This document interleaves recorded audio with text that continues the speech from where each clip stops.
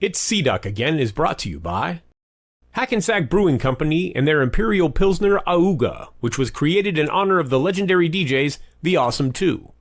Thick Crates, pure hip-hop satisfaction. Check out their limited edition new releases available now on Instagram. Weaponized Records, an independent music label serving up underground hip-hop. The revolution will not be televised. It will be weaponized. And the Spit Slam Record Label Group. The Spit Slam Record Label Group, a Chuck D situation. Catch us on your favorite streaming platform, on Bandcamp, or visit our official web store at spitslamrecords.com. All releases are available digitally or on CD, with select titles available on vinyl and cassette. The Spit Slam Record Label Group. Throwback to the future sound.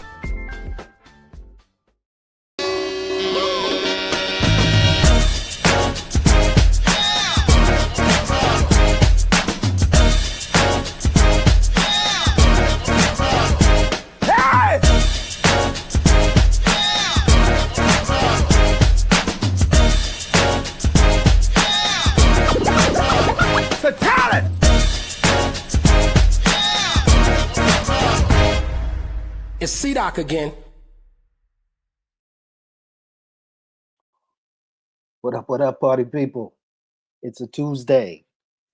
I am not C-Doc, but you should know me as Ultramax 7, the Culture Clip King. And we have a great show tonight. I get to tell my favorite Jurassic 5 member that he is indeed my favorite member.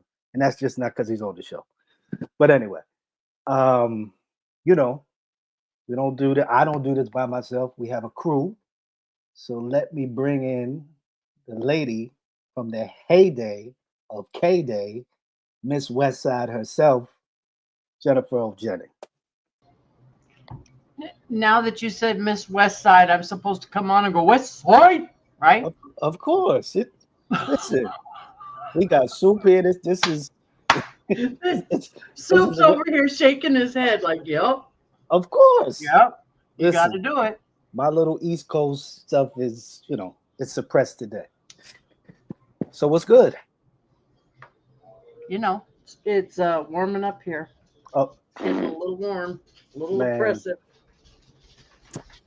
You know what's crazy? In New Jersey, it hasn't felt like summer, except today. Today is the first day I feel like I'm sweating. Like I don't, because if I put the fan on, it's gonna mess with the sound.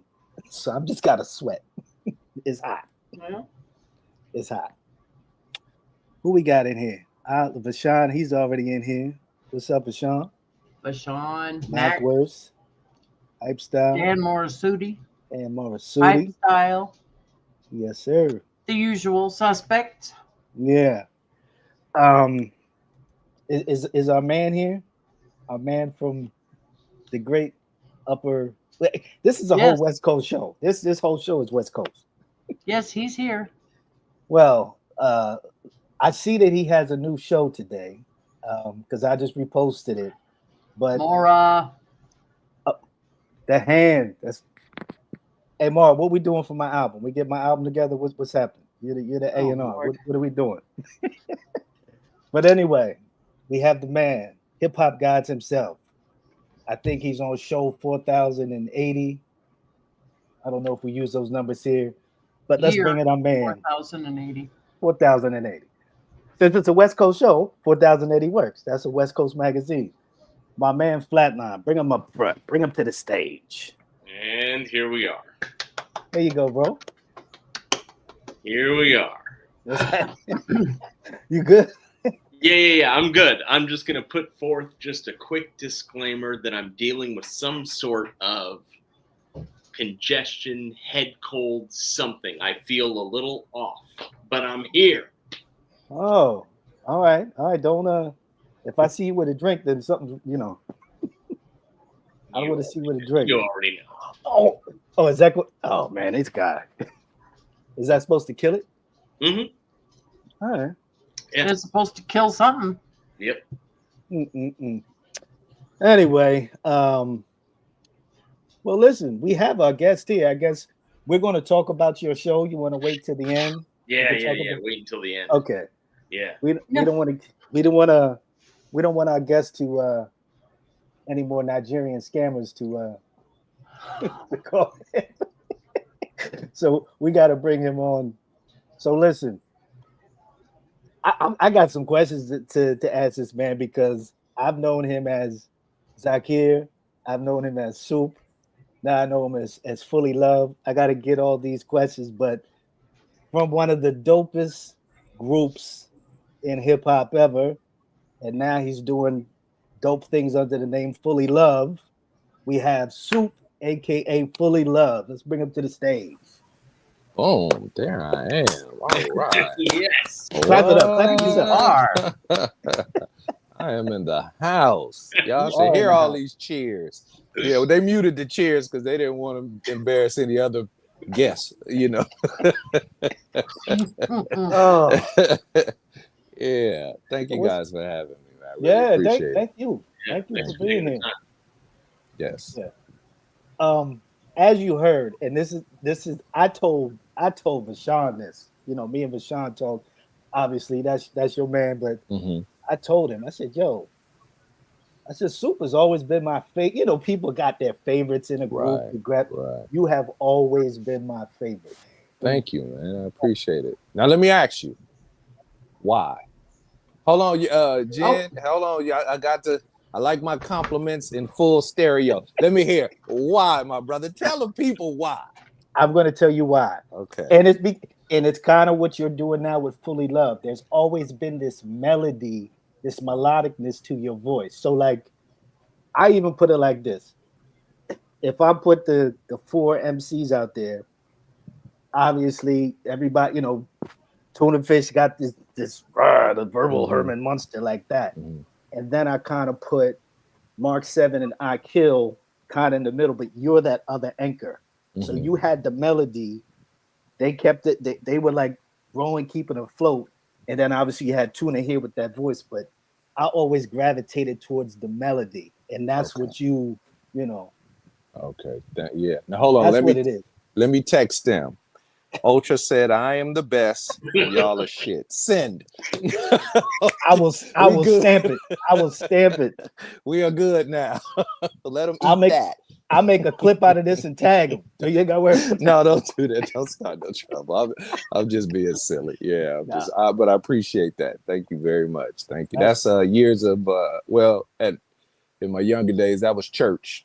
That was all church. Yeah, that was grandma bringing me to church and having me singing solos, and that's what that was. Yeah. Wow. But I couldn't be the next Andre Crouch, so I was just like, I got to rhyme. Yeah, I got to rhyme. Yeah. Listen, my mom used to run Andre Crouch Sunday morning before get ready for church. It's like, yeah. TD Jakes had nothing on Andre Crouch back in them 70s, man. I'm in them 80s. Nothing on him. Yeah. Not at all. Yeah. Jennifer's a preacher's child. I know she knows all about that. Was it Baptist? Was your father a Baptist preacher? No. You want to go one better? My father was a Pentecostal preacher. Oh, wow. Fire and brimstone for sure, right? Mm-hmm. Yeah. Well, I think I told you, I went to a Lutheran private school for about 3 or 4 years. Yeah, I went to a Lutheran private school for about 3 or 4 years, and then I went to a Catholic private school in Downey, California, called Pius X. And yeah. So I'm the soulful nerd, religious rapper. Yeah, I'm the preacher's kid your parents warned you about. Yeah. Wow. Working at K-Day, that's for damn sure. Right. So, you were talking about church. So, where did you get the bug for hip hop? Not even rhyming, just the bug for hip hop. Well, this is a story that my aunt always tell. There's two stories my aunt liked to tell. She liked to tell about how many whoopings she gave me when I was young. If she met you right now, she'd be like, "Oh, I used to beat his ass." And the story about the Funky Worm by Ohio Players. And she was like, when you was young, 'cause I forget, it was like 74, 75. Correct me if I'm wrong, but that was like one of my favorite songs. And she was like, anytime that song came on, you would jump up when I was a kid, when I was, you know, a little kid. And so that, and with that being sampled so much, you know what I'm saying, is like, that was my first taste of hip hop without it being what I'm knowing it to be hip hop. So it was just, I kind of always liked, I always kind of knew what was funky. And it just kind of, anything came out, Zap came out, Parliament came out. I just was always on them songs. And I remember one time I heard this song and I was like, yo, what is this song? I was just like, and this was after Rapper's Delight. Well, before then, I was going to flag football out here, and I couldn't play. I couldn't play no football. But my father was like, "You're not gonna be in here under your mama all day. You're gonna go and play this flag." And I was just like, "I don't like playing no flag football." And he was like, "No, you going play flag football." He would take me to the park, and Rapper's Delight came on, and then I was just like, "I have to have this song." I just knew from the jump. I was like, "I have to have it," and he bought it for me, and then that just rolled it. That was it. Yeah, that was it. Yeah. It's weird because, like, I think a lot of us, we listen to our parents' music, but once you heard that Rapper's Delight, you knew that they were talking to you. Like, you knew it was like, oh, this is our thing. Yeah. Without question, because before then it was I was the family's entertainment during the our little get-togethers. I would sing Al Green and Otis Redding, and I would get $1 or 50 cents or a quarter from the people at the party. They were like, "Man, bring him in here to sing Al Green." And my grandmother give me our little turkey baster that looked like a mic, and I used to be on there just say, it was like, the boy, he good. And then I would leave the party, you know, party about $4, $5. I was, you know, for a kid, you know, that's candy all day long. So, you know, it caught me early, man. The show business bug caught me early, and hip hop caught me with Rapper's Delight. Yeah. Wow. So then what made you start wanting to rhyme? Or did you I didn't want to DJ? rhyme. No, I didn't want to rhyme. I used to pop. Okay. I used to lock before, and then I used to pop, and I got pretty good at popping. And sometimes we would go and battle other people, you know, and because I was pretty decent at pop locking. And then I never wanted to rhyme, man. I never wanted to rhyme. I wanted to be a hype man. You know, that's what I wanted to do. I wanted to be a hype man. And the cat that I started rhyming with, he was like, "Nah, bro, you're not gonna be no hype man." He was like, "If you're gonna roll with me, man, you're gonna have to rhyme." And so I had to get into that. I was perfectly fine listening to your verse, going to see you at the show, buying your merch. I was cool with that. I was a fan, you know what I'm saying? And I was cool with that. And I wanted to be an actor. I didn't want to do music. I wanted to be an actor, you know? So I was, you know, they was like, "You got the rhyme." And I was like, "Is it not the way a thespian like me should act?" So, you know, as you can see, you know, the camera ain't never too far away from me. So, you know, that's what I wanted to do. But then when I started rhyming, you know, people kind of start saying what you said, Ultra. They was just like, "Man, you got a really nice tone to your voice." And that gave me confidence. And then I was just like, okay, well, I'm doing it now. You know what I'm saying? I was like, I'm in it. I'm in it to win it. So that's what it was. To have that background in singing and then bringing it in and kind of combining it with the rhymes, and imagine Jurassic 5 without you. Like, it would be a completely different crew. Yeah, it would be. But you know what? It would be like that with any of the members. You know what I'm saying? It was like the Temptations. You know, I'm hoping I wasn't Otis. You know, because they was like, "Ain't nobody coming to see you, Otis." I hoping they was coming to see me. You know, but it's like the Temptations, and I think we found out pretty fast within the dynamics of the group that Charlie was bass and I was more the melody. You know what I'm saying? I think we kind of figured that out pretty fast, and that just was it. I didn't know how people would take to that, but you know, they did. You know, and I appreciate it. Yeah. So was it you and I Kill first, or like what was? Me and I Kill was in a group called the Rebels Right. of Rhythm. Right. Yeah, me and I Kill was in a group called Rebels of Rhythm, and that was another group that I wasn't a part of. You know, I kind of started hanging with them, and one day me and I Kill was talking about hip hop, and I start running down all these different MCs that a lot of people wasn't running down. They was kind of running down the ones that they knew, and I was running down ones that wasn't as popular, you know, to people, and especially in LA. You know, not too many people back then knew about who a Fearless Four was or a Disco Four was.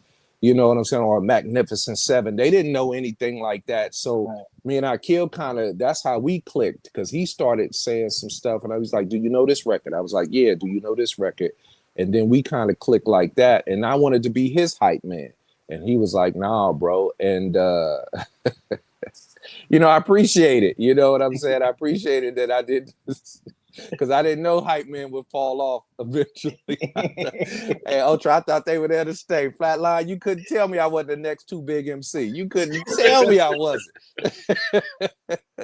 Oh man. So, you know, yeah, and we hooked up, and then we started doing stuff and making tapes. You know, back then it was tapes, it was demo tapes.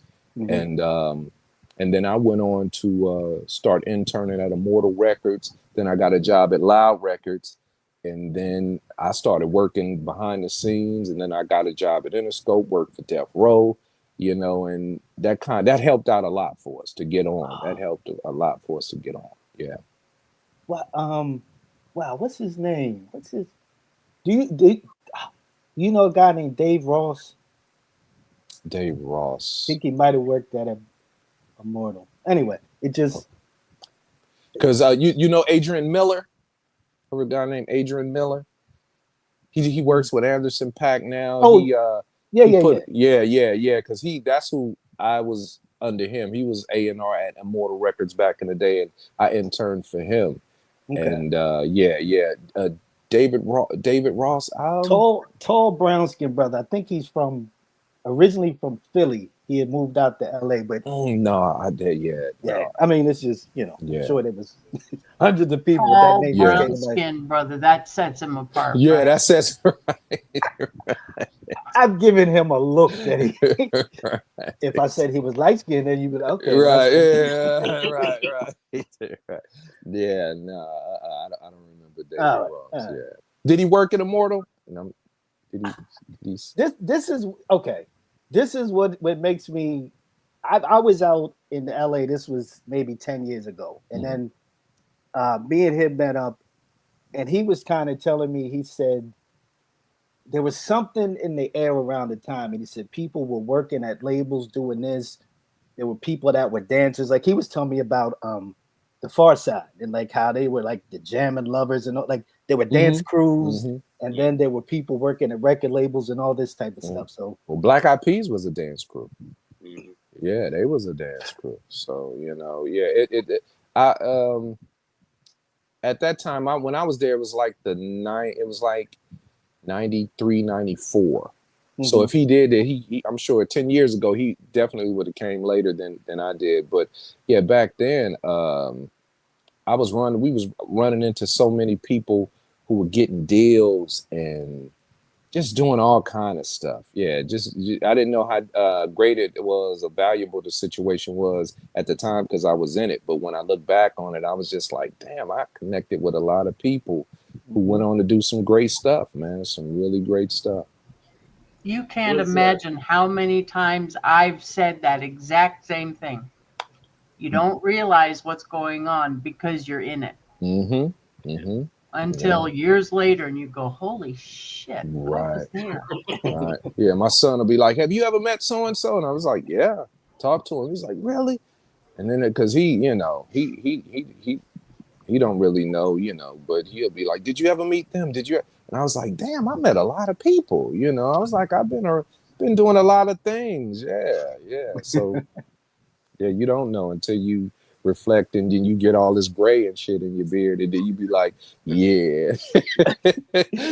Gotta pull it out on them. Yeah. I'm sorry if I'm cursing, man. Y'all didn't say I could curse or not, but yeah, you know. Brother. Yeah, because We don't believe nothing. I don't want to be the religious dude doing all the sinning. Somebody else gonna have to somebody else gonna have to come in and tell a sin story. C-Dop's over here stealing my questions. Were you at Immortal Records when Dilated Peoples were signed? No, I was I just left. I had just left. Yeah, I just left when they were getting signed. Funny thing about it, Volume 10. If this is a rapper MC named Volume 10, I was there when we came from the same background as far as the Good Life Cafe. And so I was really excited at that. And it was something in the air back then, but I didn't know Dilated. And I don't want to, Dilated could tell a story, but when we were doing our thing, we was at the Good Life Cafe. And anything that was coming out the Good Life Cafe, I was on it. We was just on it. And Dilated they was a little after that. They were a little after that. So C-Dot, no, I wasn't there when they actually got signed though, or was dealing with them happy. Yeah, I wasn't there. Was Joe Fatal there when you were there at the Immortal? No, Joe Fatal wasn't there. I know from New York, right? Yeah. Yeah, I remember Live at the Barbecue. Yeah. This verse.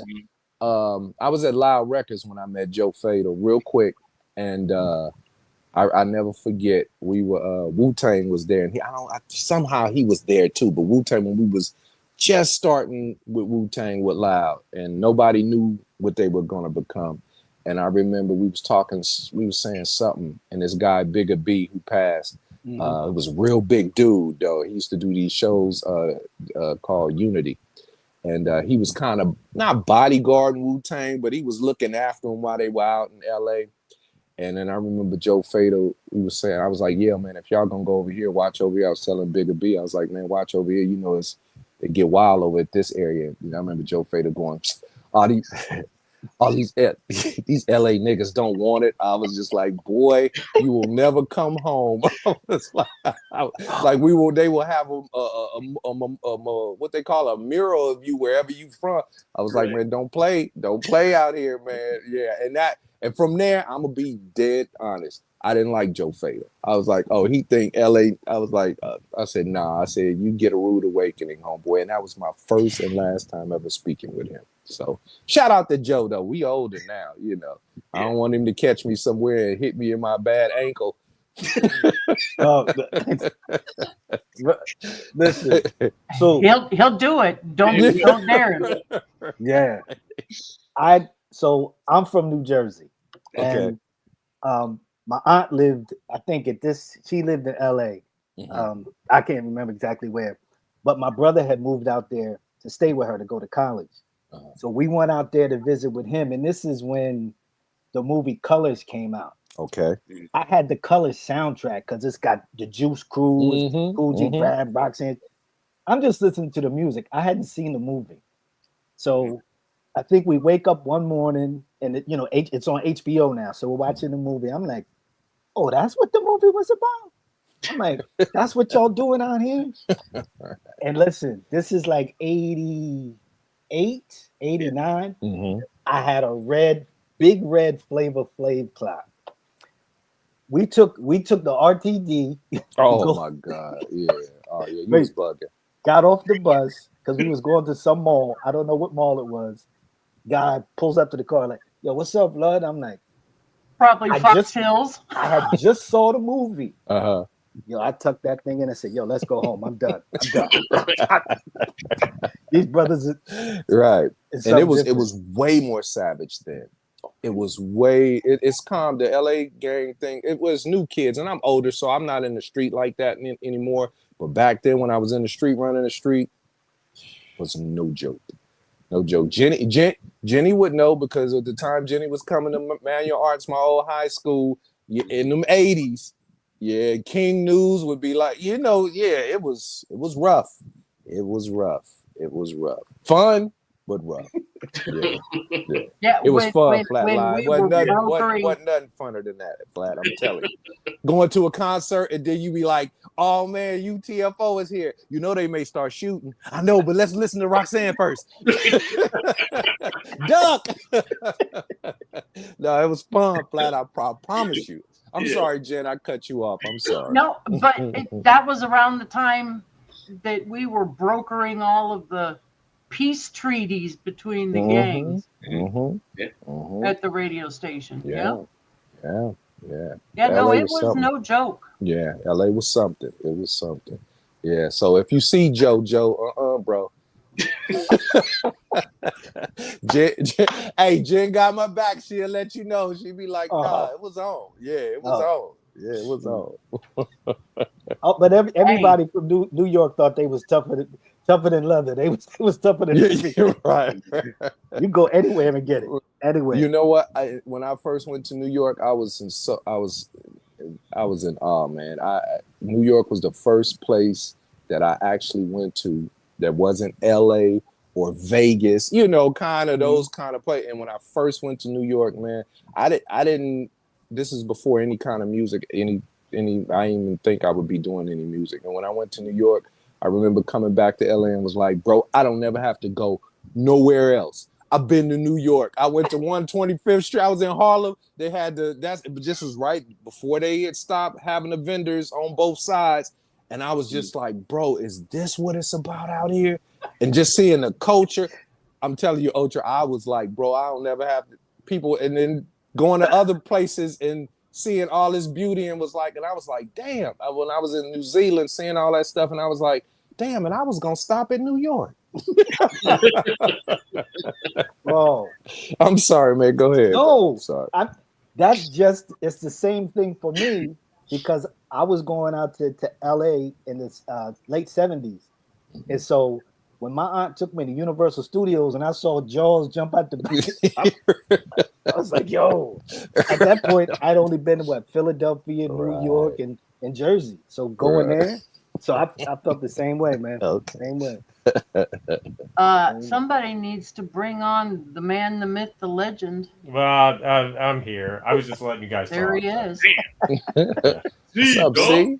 What's up, Fullee? How are you, bro? Good to I'm see you. hanging in there. You too, man. Good to see you as well, man. Yes. No. Please continue. Please continue. No. Anyway, so you brought up. Let's talk about the good life for a bit. Yes, definitely. Like I said, my brother used to live out there, and I know he's been there, but I never went. And I've always heard stories. I used to read Erd magazine and all this type of stuff. But tell us about the good life. Well, man, the good life. Akil had hooked me up. Had took me because he had happened to go, and he came back. I remember him coming back, and I remember vividly. He was like, "Bro, there's this spot." He was like, "It's like an open mic." He was like, "It's some incredible dudes there, like real dope MCs from LA there." And so we went, and the first night I went, I seen Peace from Freestyle Fellowship on the mic. And I mean, he killed it. And there was this other cat named Box, Beyond he said Beyond Ordinary Existence. He was a big dude, but he was in the Good Life, and I heard him rhyme. And he was one of the first dudes I knew out of the Good Life to get a deal. One of the first dudes. But then it was this other group called First Brigade with Ganja K, rest in peace, and Dr. Bombay, who was his other guy who passed before he did. It was them. I'd always heard about Micah 9. I always heard about Micah 9. Then I seen him and I was like, yeah, the stories are true. I was like, this but they were doing their style, man. Their style was so. I said I never seen or heard dudes like that at that time. Yeah, I never, and it was just incredible. That is a place to where you seen some of the most original, because LA became known for West Coast, quote unquote, West Coast gangster. But that's not everybody. But the majority of the people outside would think that everybody be rhyming like, but nah, man, this is LA had a whole nother scene, and the Good Life was that alternative, and it was just some incredible people. I'm gonna tell you who else came out of there. Ava DuVernay, the director. She was with a group called Figures of Speech, her and this other chick named Rhonda. Man, I'm telling you, it's just some incredible cats that came out of there. And then Fat Joe did come there, and the reception wasn't good for him. But he came out ultra. He came on that. It's New York in this. He was like, "Boy, you off of Crenshaw? We will." Yep, yeah, man, yeah. And then another rumor was, and I think this was true. And I like the Lynch Mob first album, but that Gorillas in the Mist, the Boom Ping Ping, that was volume 10. Yep, all day. And when we heard it, people were kind of scratching their head, like, because we never seen Ice Cube in there. You know what I'm saying? So it was just like, how did that happen? No, it was The Good Life it had a pulse like nothing else in LA when it came to hip hop. I promise you. Wow. Yeah. Wow. It was Ava's film on it. That's how I found out. This is the life. Yeah. And then next thing you know it, I'm just like, damn, she with Oprah. I was just like, man, I should have tried to holler. See, Doc, like, hey, girl, so I got enough to go to McDonald's. What you trying to do? If I would have known, man. Right? Say, hey, why don't you put me in one of your little movies? Yeah. I don't know. I could have been the boom, the dude with the boom mic or something. Yeah. No, don't tell it, man. Yeah. Yeah, I blew that one, but that's okay. It's crazy because, like I always tell these guys, being from the East Coast, listen to all this East Coast music, but I got bored with like the East Coast sound. And my brother, I said he was living in LA. He would send me back Herb magazine. So I'm looking in like, who's volume 10? Who's J5?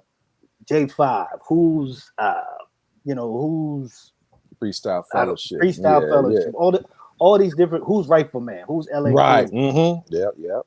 And that became all the stuff that I was, getting into. Like when I heard Inner City Griots, like I got that. I didn't hear To Whom It May Concern first. Right. I heard that, and I'm like, oh, these dudes is doing something different. Then I got Volume 10's album. I'm like, oh, this is ill. And here when I got your guys first, like the EP and stuff, I'm like, oh, this is something different. So you got all you guys out there, y'all saved me because I was bored.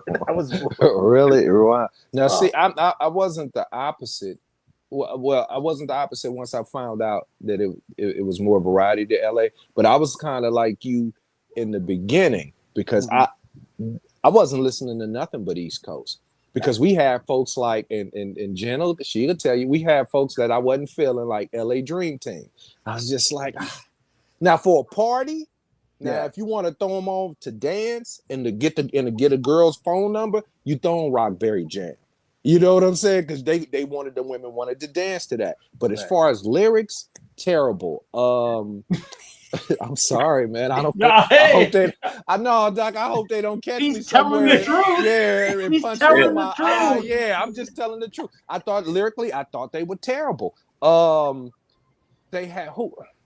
Now I love these guys, but lyrically they wasn't up to par. But I like them.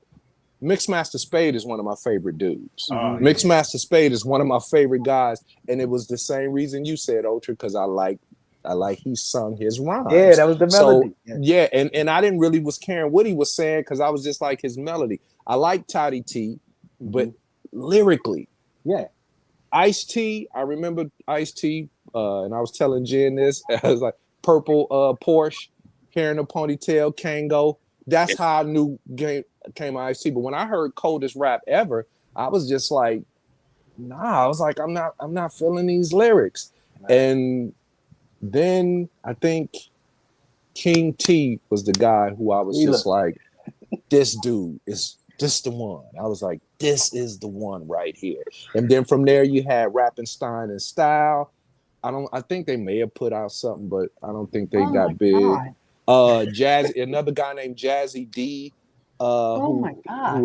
He was on Techno Hop. They had, and then I'm gonna stop talking. But then when Ice-T came, I'm gonna tell you when I heard Ice-T doing rhyming and breaking, I said, okay. I said he's staying on beat. I said, okay. I kind of like what he was saying. I said, all right. And then I heard Reckless, and I was like, oh, okay. I said maybe Ice is kind of doing some different shit. But when I heard You Don't Quit, I was like, oh, okay. Dog in the Wax, 6 a.m, it was over. I said, okay, Ice, my bad. I was like, I thought you was light-skinned and whack, but you still light-skinned, but you dope.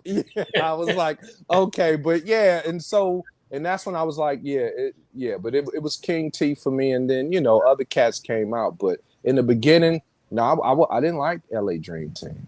I just didn't. Sorry if y'all, Jan, don't call him up and be like, listen. Yeah, I got his number. Hey, no, I have said 1,000,000 times over, I gave 2 shits for LA rap. Didn't care for it at all. At all. If I saw one more Jerry curl or pin curl or no, done. Don't care. Anybody that came from New York, I was all over it. Yeah. But if you were, oh yes, they're here. The Dream Team is here. Nope. When I heard that, and I'm telling you, Ultra, I'm not lying. When they started to rhyme off with "Yes, baby, Bubba," "Yes, Bubba, baby," I said, "Man, come on, man." I said, "Man, come on, man." I was like, I know the females dancing. I said, but I'm about to start a fight up in this one. I said, did he say "Baby Bubba"? Only one who could say "Baby Bubba" was Bootsy Collins for me. I didn't want to hear nobody else saying "Baby Bubba," but he did it, man. Okay, I'm gonna stop because I don't want. Yeah. No, that's God rest the dead. Rest in peace, Rudy Pardee from the LA Dream Team. Yeah, without question. But you know what? The funny thing about it is that they were a cornerstone in building LA hip hop. That I can't front on. True. And they put in work when they was doing their thing when LA wasn't looked at as being lyrical. You know what I'm saying? Or being dope. So, I want to, say that too. It's not a, and also we did a song that paid homage to them. So I don't want to go too crazy, but I'm just telling you what they call it, telling you my truth. Yeah. Who was your manager first at with J5? Who was your first manager? His name was Dan Dalton. He went on to manage Ziggy Marley. He was managing Holly Brooks, who turned into was it Sasha Grey? She did a song with Linkin Park and then blew up. And I think it was Sasha Grey. She wound up changing her whole name and image, but she started off with Holly Brooks. And he did some other people. He was doing some other people too, but I can't remember. But he was our first manager. I know who he did before you. Who? Yag Fu Front. No, okay. Who? Oh, really? That was Yag Fu's manager? Oh, okay. Yep. Okay. Well, okay. And he left Yag Fu and went and handled Jurassic 5. Wow. Okay. That's one on me. Yeah, okay. Yag Fu Front. All right. Yeah. Now who were they on? Mercury? Were they on Mercury? Yep. Yes. See, I was telling you, Ultra, my knowledge ain't bad, bro. You gotta let these gray hairs fool. Hold up. You brought up the Disco 4. Once I heard that, I'm like, okay. Oh yeah, man. I used to, my joint was Get Busy. This joint Get Busy. They had some other joints, but I really like Get Busy. Mine was School Beats. School Beats, yeah. That was my song, School Beats. They was, I love all that. But see, he's going back to LA rap, LA Dream Team. Egyptian Lover, Arabian Prince before he was, And who was it was Captain Rap.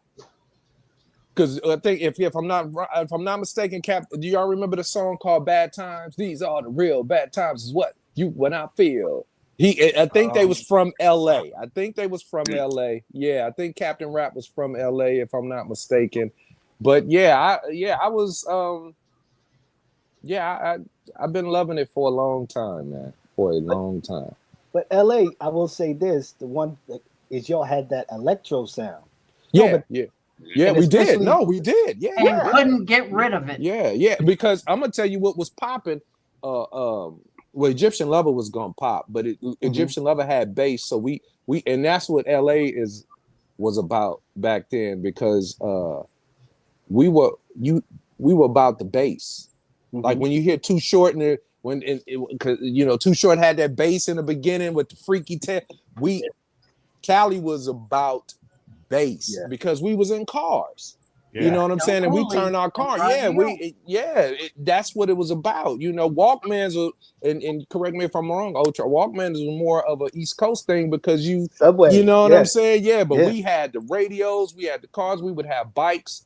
Dudes would fix up bikes and put boom boxes on the bike, and you could hear, you'd be like, oh, here come Pookie. You hear him 2 blocks away. You know what I'm saying? That's just what it was. It was about the bass, but our electro thing, and we had dance crews out here back in the day. Yep. And Jenny, you may remember the dance group Shampoo, Press, and Curl that was really, really popular. And they Ultra, they all had perms. Them shits look better than a lot of females, though. Man. They all had perms, but but they was also kind of gangsters. So yeah, man, we had a variety. So don't go in there thinking Ultra. I'm glad you wasn't out here trying to be tough with a dude with a perm because he was gonna either shoot or outdance you. Listen, I took off that red clock and I was done. I said, I'm done. I stayed in the house. I think the rest of the Fullee, how do was spread the word to LL Cool J. Yeah, when he came out here and head to toe red. And Troop. Yeah. That was that was a time. I'm sorry, Doc, were you about to say something?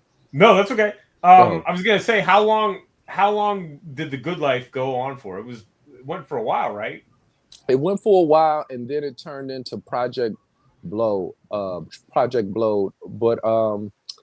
it was the early. I wish I can remember the exact time, but I remember it was early 90s for sure. And I don't want to say it wrong. I don't want to say 95. It ended at 95. I don't know, but it was kind of somewhere to that. And then I know Project Blow took over. Yeah. But then Project Blow became it was the Good Life alumni, but the sound was different. The vibe was different than a Good Life. And I never really, and I'm gonna be honest, I never really frequent Project Blow. After the Good Life, I mean, it was just, I just have so many good memories at the Good Life. One of them too is I don't know if you know, I'm sure y'all probably heard Fuzzy Fantabulous. Fuzzy Fabulous he was on Power 106 with Big Boy. And I think I know who you're talking about. Fuzzy came out of there and just and to see what Fuzzy has done now for himself, and I don't, like I said, Ava, that was just something different, man. It was, and you could feel it, and you could feel it. You could feel it, yeah. And that was also the origin of Jurassic 5, right? Yeah, it was, and because when we went and we did our thing, the Good Life let us know that it was possible. Because we wanted to, we didn't really know how we was going to get put on. We really didn't. We just knew we wanted to get put on. And the Good Life kind of showed us independence. It showed us stage presence, voice control. It just it was the teacher for us, man. And it was us. We went up there and we always had that old school sound. And we met the other guys and they were more positive. And I'm going to just be honest with you. Positive rap, back then I was just like, nah. I was just like, I was cool, but I was just like, I was just like, man, can we say something ignorant? And then, and then, you know what I'm saying? And then go home, or maybe Sunday we can wash everything away. I always depended on Sundays. I was just like, I'm gonna sin like a motherfucker from Monday to Friday. But come Sunday, I'm gonna get it together. But no, so we got with them, and then I wanted to kind of stay positive because we did, man. The Rebels of Rhythm did kind of have a positive vibe. I'm not gonna say we didn't, right. We did, but I just didn't want to get too. I was always scared of being too preachy. Mm-hmm. And we met up there, and at the time we had just became Muslims, and they were a lot of them dudes was calling themselves gods, and we was like, nah, homie. We was like, nah, that ain't. And so we it wasn't no tough tension, but when we walked in, people knew they was like, oh, them the dudes who believe in the mystery. We the guy, you know what I'm saying? But when we got on stage, it was like they couldn't deny it. You know what I'm saying? And Unity Committee, that's who the other guys were, they embraced us immediately. They didn't come in with no bias. They just embraced us. And that's what made us kind of click with them. And we were doing our thing. Like I said, I was working at that time, I was working at Interscope, and we got a demo deal from Relativity Records. We had got a demo deal from them, and they were doing their thing with some other people, and both things didn't pan out for us. And we was kind of thinking like, damn, dude, we wanted a deal, but it seemed like everybody was getting signed. Everybody but us was getting signed. But I was just like, man, we gonna get signed. I was like, we around too many people who getting signed. And then they liked what we were doing. I was just like, so it's only a matter of time. But then when we did the independent thing, and which I'm glad we did, we took off. Yeah, we took off. So the first single was Unified Revolution? Yep. Mm-hmm. And we didn't have a name. We wasn't Jurassic 5 then. We was just, and the name of the song was just called Unified Revolution, but people started calling us that. They was just like, Unified Revolution. And I was just like, I was glad somebody else knew how to spell revolution, because I didn't. Hey, Ultra, I didn't know how to spell that shit. Yeah. Hey, brother, I ain't know. It don't mean me telling no lie. I was just like, and they was like, so when they show, the name of the song came out, and I was just like, so what we call it, Unified Revolution, and they was like, let's put our name together with our name, and that's how we came out with the name of the title. And then I was just like, Unified Revolution sound dope, but I didn't say nothing because I was just like, man, I can't spell that shit. I was like, Revolution. I said, I can't spell that shit right now.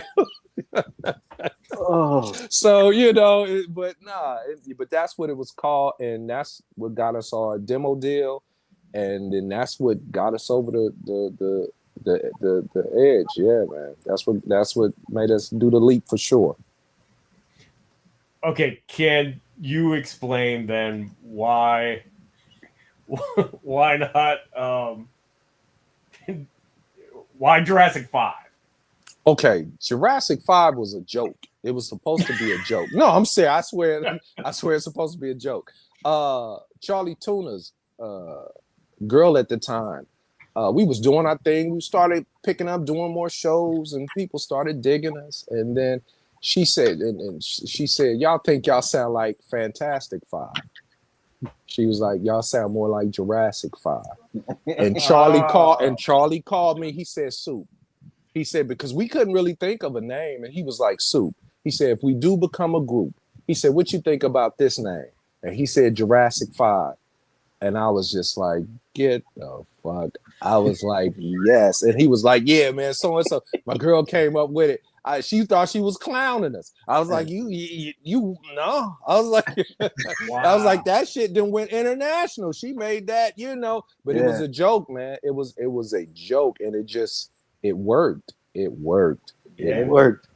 Yeah. Now, were you 6 of you then, or was Yeah, because when we did Unified Revolution over by Cut Kim's house, Newmark was there, and I didn't really know Newmark, but I know Cut knew him and he was just like, man, kind of like, you know, he had a dude that he was cool with, and they, you know, they bonded over music and whatnot. And he did the Rubber Tires, and when he did it, he played it, and I was like, man, that shit is dope. And then it was just kind of like, okay, man, we on to something. I was like, Newmark is, because Newmark used to walk in with the little all white coat, like I think he was trying to be a lab technician or some shit. No, I'm serious. Yeah, so I'm telling you, see, now there's a bunch of nerds in this group, Claire. He was coming with the lab. Yeah, he was coming with the lab coat. But when he did Rubber Tires, it was like, yeah. And it was so new and so fresh. And I think everybody knew we were on to something. We just didn't know what it was, but it was just like, we are on to something. And you kind of know when you're hanging around with people and you bouncing ideas and the ideas are working.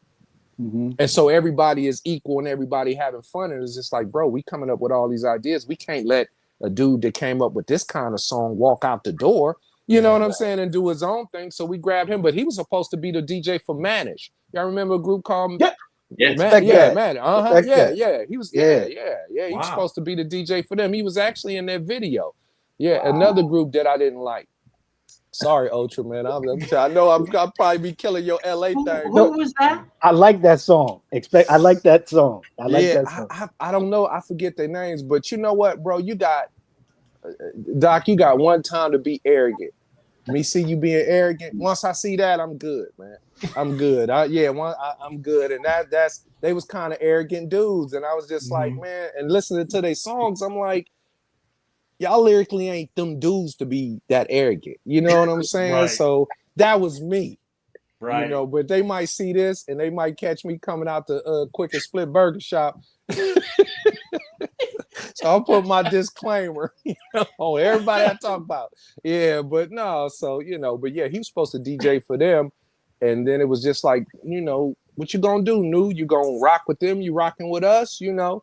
And he chose us, and the rest was, and then Manish kind of disappeared. Right. You know what I'm saying? So things work the way they're supposed to work. Yeah. Ferris Tower asked, did Newmark ever try to get you guys to correct records? No. Okay. No, he never did. I actually worked for Correct Records. New did give me a job though. He did give me a job at Correct Records. Yeah, and we were there, and it's just how I go. We were there, and they had this guy. They had Manish, but then they had this guy from Chicago called Grav. Yeah. And Grav he's a really good dude, man. To this day, if I see, he's a really, really good dude. And Newmark came, and I remember Newmark saying, man, I wish I could remember what beat it was. He was like, bro, it was on Grav. It was with Grav. He was like, yo, he was like, this dude named Kanye West is dope. Mm-hmm. Nobody knew who, you know what I'm saying? But it was, so, you know, and he was like, New was like, no, he kind of dope. And Grav album, I was able to work that. I road managed them for one little trip they went on up. I drove them up to San Francisco. Him and this dude named Lil Ray. I don't know if y'all can remember now. Just really, at one time, I think it was Reeboks was doing commercials, and they had this dude rapping, this young dude rapping. He was the dude. He did a few commercials with him, but this was back in the early 90s. His name was Lil Ray. So I took them up to Frisco and drove around, and we went to radio station, college radio stations and stuff like that. But Grav's a real good dude, man. Real good dude. Yeah. So did you work the Al Tariq record too? Yes, I worked Al Tariq. And Al Tariq is a good dude too. Yeah. He's a good dude too. Yeah, he's a good dude. Worked Al Tariq, but to be honest with you, shouldn't have never left Beat Nuts. I thought just what of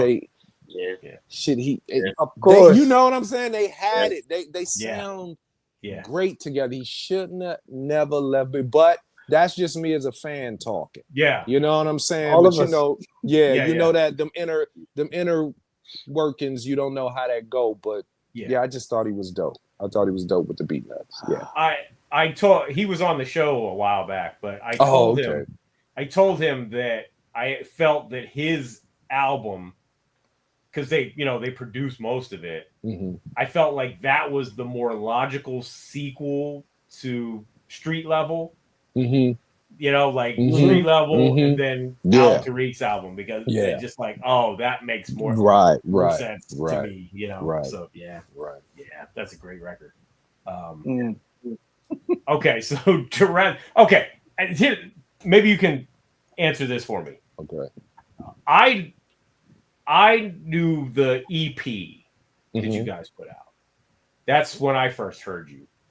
But then I was at Chuck's house once, and he had the LP, and it had some extra tracks. And I was like, wait a minute. I'm like, now I'm confused. Why? Because it was originally it was an EP. It was going to be an EP originally. When we put the EP out, overseas caught wind of it, and it took off overseas. And then when we signed with a label over there, Play It Again Sam, it was kind of like, it's an EP, but we need to make it an album. So we threw the extra joints on it to make it like an official album. Gotcha. And that's why them other joints came on there. Yeah, because it was just EP for us. And now you guys got me thinking, I'm just kind of thinking on how naive we were, because it was just like, we put out the EP, and we may do some shows, and then you have other people, other places like, nah, homie, we're going to try to make y'all official. And you know what I'm saying? Because you talk about it. Yeah. You know how you'll be talking like, I'm going to do this, I'm going to do that. And them dreams is, you can fix them dreams how you want it. They like Tetris. You can place them the way you want it until the video game console people say, no, we want to make this a video game. And then all of a sudden you dropping shit and you're like, oh, you know what I'm saying? So it's got, but yeah, it is. Yeah, man, that's how it happened. Cause I wasn't thinking, it was just like an EP. And I was like, we cool with the EP. And they was like, they start talking business. And I was just like, oh, wow, this is different. Yeah, this is different. Yeah, this is different. Right. How did the Rawkus Connect happen? I'm gonna be honest with you. I don't really remember the ins and outs of that, but I knew they were doing a compilation, and they wanted to put us on it. Oh, okay. And Ultra, that was really, really New York.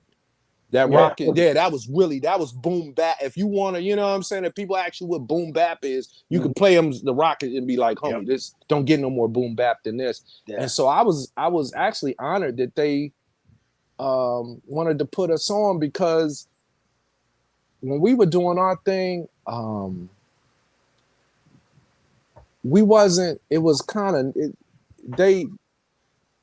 they made sure that we wasn't gonna be a gangster thing. Not like we didn't make it sure like that, but it was just like, I remember, man, it was people, they didn't feel us, man, because we wasn't talking about guns and blunts and you know what I'm saying? Yeah. So when Rawkus wanted to put us on there, I was just like, they want to put, and I'm not saying those guys was talking about it, but I'm just like, I don't know, it's kind of hitting a little bit harder than what we doing. You know what I'm saying? Our stuff was kind of,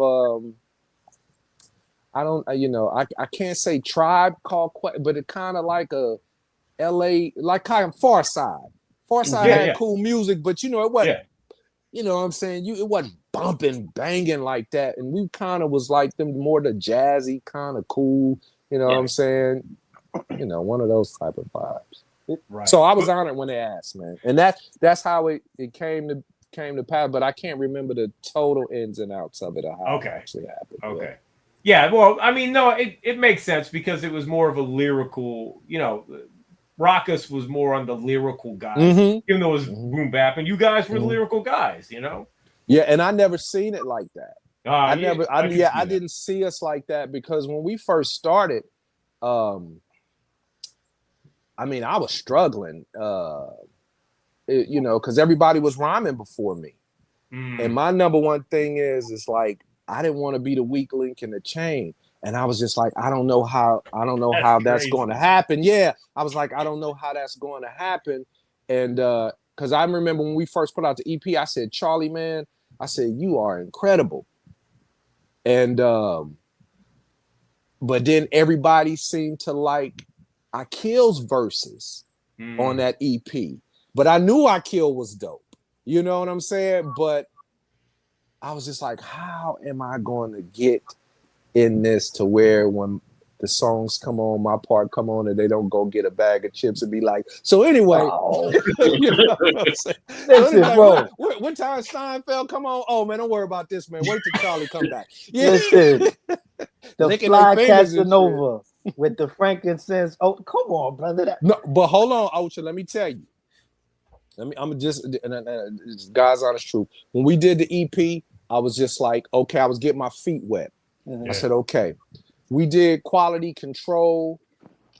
I kind of felt it a little bit. I said, okay, you know, but I was competitive, but my competitiveness came off with a lot of pettiness to it. Me and Newmark used to argue in the beginning because we would make songs and then he would go, man, Charlie, that's dope. And I'd be like, why this nigga ain't saying my shit dope? I was like, Charlie, you know, I hate tall niggas. You know what I'm saying? I just start coming up with shit. You know what I'm saying? It's like, you know, deep voice dudes. I was like, I never liked Melvin Franklin from Temptation. You know, I was just like coming up with all kinds. You know what I'm saying? Hate no. I was like, I kill, man. Short people got more problems than it. You know, I was just trying to come up with anything. So I had to. That's why when we did our second one, Powers and Numbers, I was focused, man. I was focused. So that's why you got rhymes like Frankincense Odor, because I was just like, I'm finna do my thing. I was just like, quit worrying about what other people doing. And yeah, man, but that was a big thing for me, man. I you know, and at the time I couldn't admit it, but you know, when you get grown, yeah, man, I was so insecure. It was crazy. I was so insecure. Yeah. I can see that. You can't see, sometimes you can't see yourself, what you're doing and stuff like that. But we always thought you were dope. So yeah, well, I appreciate it. Thank you, man. I told him he was always my favorite. Right. Yeah, thank you, man. We've had that conversation before. Yeah. Thank you. Yeah. See, I didn't hear that, and maybe it was good that I didn't hear it back then because I probably would have went into the sessions like C-Doc and Ultra and them told me if it wasn't for me, I'm Michael, Charlie, you Tito. I probably would have came in there tripping, Jed. I would have came in there tripping. I'd have been like, Mark, you snake puppy. I'm the equivalence of Cool G, according to C-Doc and them. Yeah, so you know, it's you know, but I really appreciate it. It took a long time for me to really get confidence to say, you know what, I'm gonna just do my thing and let the chips fall where they may. Yeah, you know what I'm saying. It took me a long time to do that. Yeah. Our homie Knackworth wants to know if you remember Funk Flex dissing J5 on MTV when he hosted the Daily Hip Hop Show, and J5 had the most requests for the Quality Control video. I do remember that. I don't remember what he said, but I do. I remember when we went. It was the name. It was a show called Direct and Effect, if I'm not mistaken. Yeah, and we were up there, and our guy who was a good buddy of ours, Tech, who went on to do, I think, Real World and stuff like that. He was championing for us because he was from LA, and I know Flex didn't like it. But I didn't hear what he actually said. But yeah, I knew he didn't like it. And Ultra, that's one of them New York things where it's like, look, whatever. Yeah. Yeah.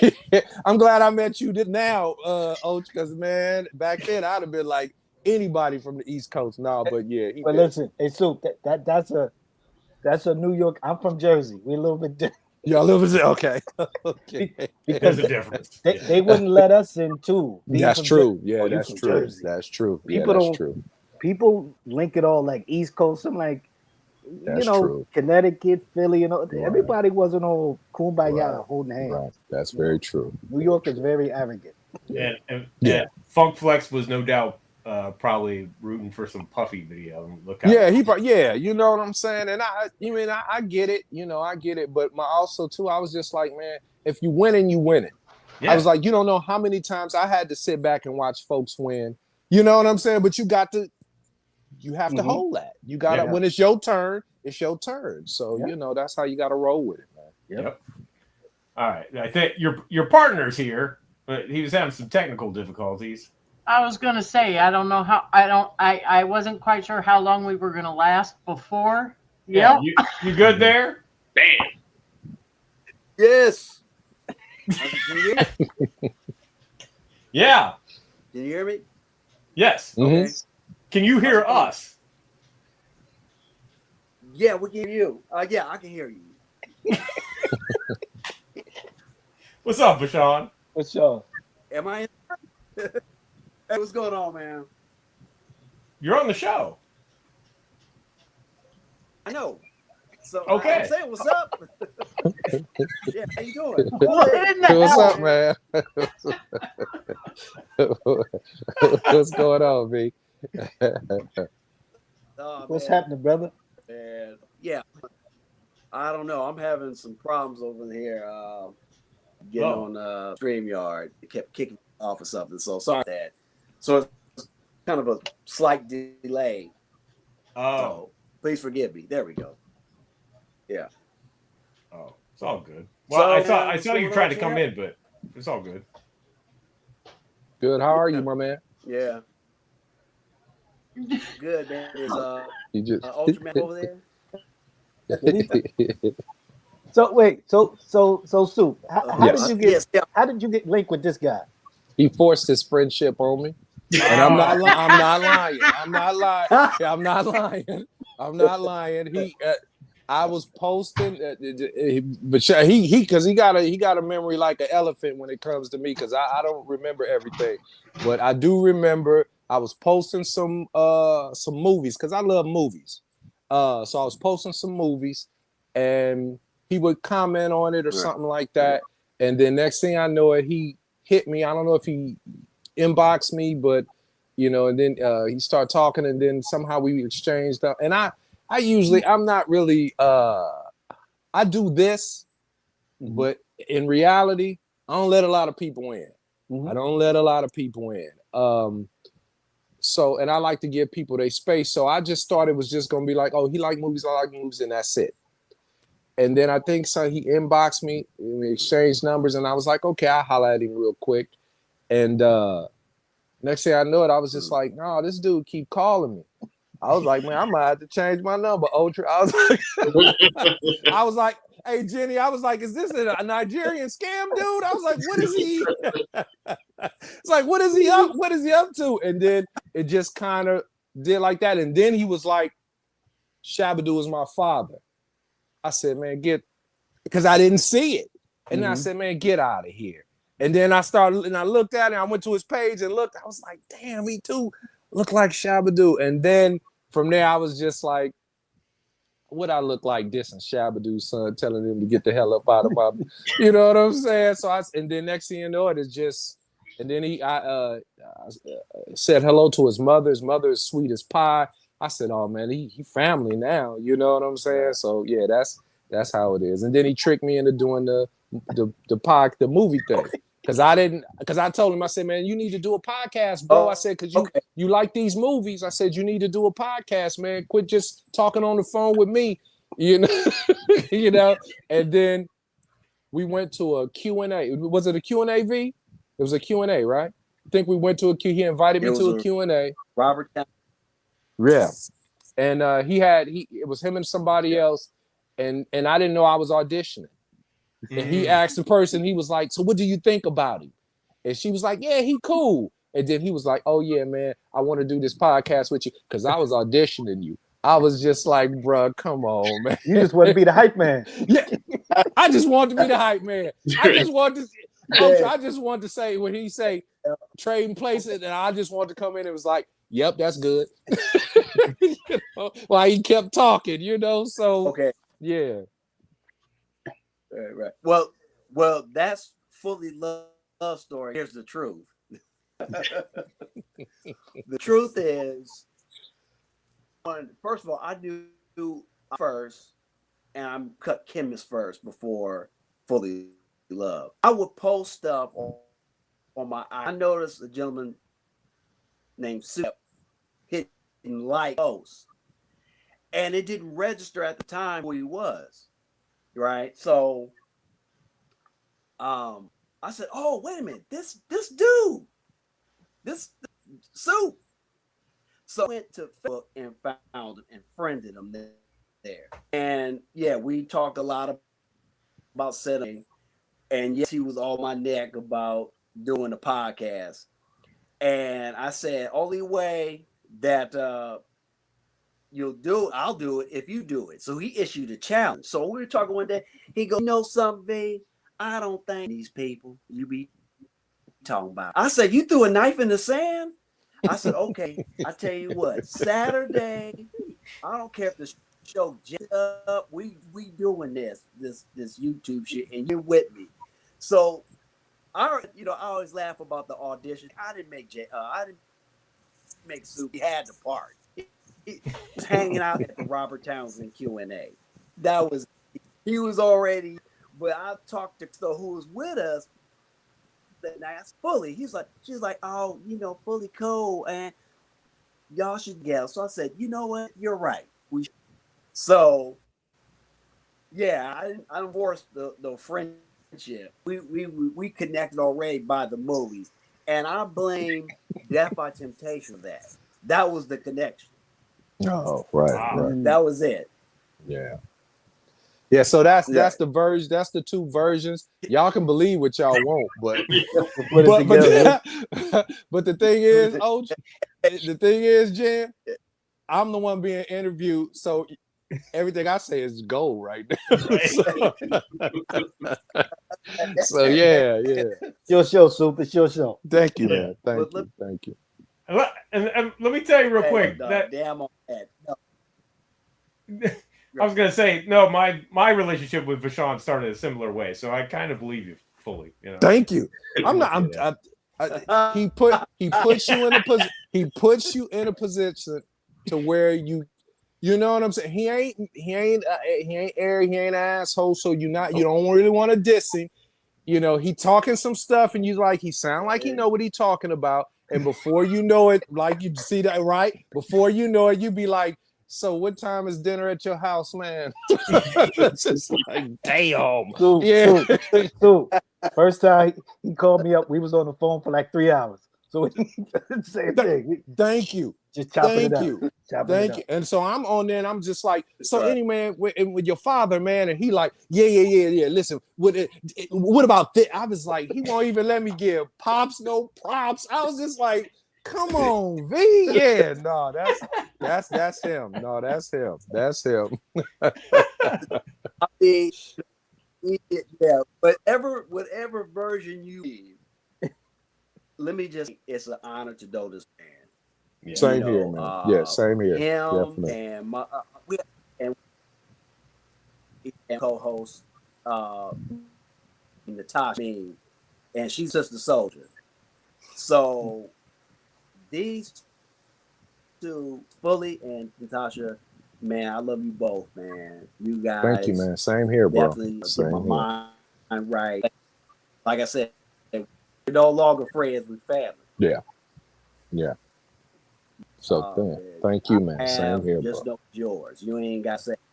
Like when I say, and I know I've been procrastinating. The show is coming. When I told C that that we do is Spotify music is tripping and stuff. Fullee Love was like, "You want me to come with me? We attached to life with me. Wherever I go, you going. Because you love this. I know you talking all that stuff. You love this movie shit just as much as I do. Oh yeah, without question. I can miss this man time. Oh, yeah.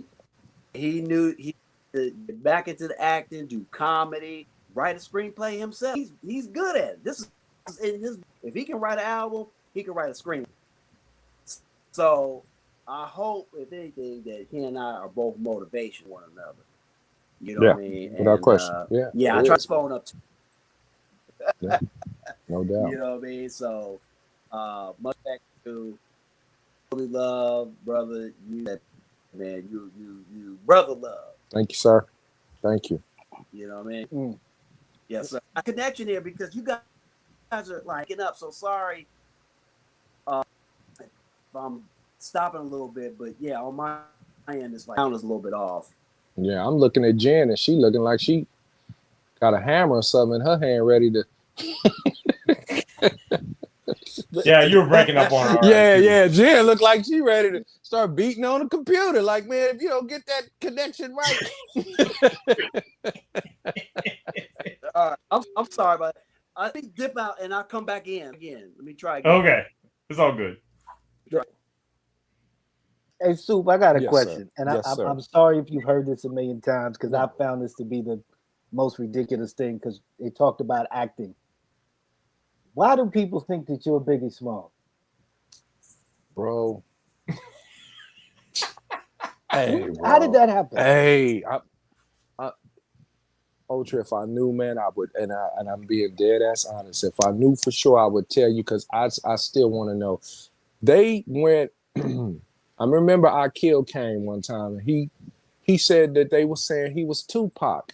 Oh, you should have heard how I was laughing. I just thought that was the funniest thing. No, Flatline, I'm not lying. I thought that was the funniest thing in the world. I said Tupac, and I said, you lying. I said, you got to be lying. He was like, no, bro. He was like, people threatening me. Yeah. And then Flatline, I'm just giggling. I'm all kind of laughing because, I'm trying to get the connection, even though I know it's none.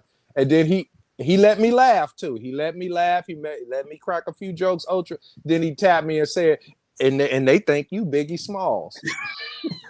You see how I got quiet with me? I crack a goddamn smile. I said, what are you talking about? And then the floodgates open. Yeah. And then people, and I put all my stuff on private because I was posting stuff, not really intimate things like that, but just, random things. It could have been a pitch. It could have been me posting a movie that I like. And the next thing you know, it is like, you going to hell. Why you ain't coming out saying who you really are? You fooled us. And I was like, these people are serious. I had one dude call me on the phone, and he was taking pictures with a lot of, he was on Facebook. He also, I think he was bodyguard too. Big dude. And he was taking pictures, with all the legends. I start speaking to him because I seen he was taking pictures, and he was like, man, he fooled me. He's like, man, I want to get a chance to talk to you, man, if you ever in New York. So I said, okay. I said, we exchanged numbers, and he immediately got on there and was like, bro, are you Biggie Smalls? And I was like, bro, you taking all these, pictures with Melly Mel and Kumo. And I said, bro, you taking all these pictures with all these people, man. You in New York. I was like, why are you of all people would think that? You should know what the Biggie situation is. Yeah. And man. And people haven't threatened me, but yeah, I've been called goofy. They was like, you a goofy. You trying to live off a big, or they say you the best surgical transformation we ever seen. You got your eye fixed. You got the weight, you lightened your skin. I'm telling you, bro, I'm telling you. I don't get it. I'm telling you. Yeah. They talking about what are you doing? You can't, only place you could ever perform is in Germany. You can't perform nowhere else. All kind of shit. Biggie you ain't allowed to come here. And then I start seeing people do videos kind of like how you do, see, and they take chops of my voice and it'd be like, I'll be on there and in an interview that I know I did, but then it'd be like, in the caption be like, here's where he admitted, and then I'd be like, I am Biggie Smalls. I was like, God damn. And then people be like, we told you. I was just like, it'd be me saying, I am Biggie Smalls. I was just like, bro. That's crazy. I couldn't win, man. I don't know how I did, man. But it was serious. It was serious, man. That's so bizarre. It was serious, yeah. I don't get it as much now. Every now and then somebody will come and say something weird, but not too much.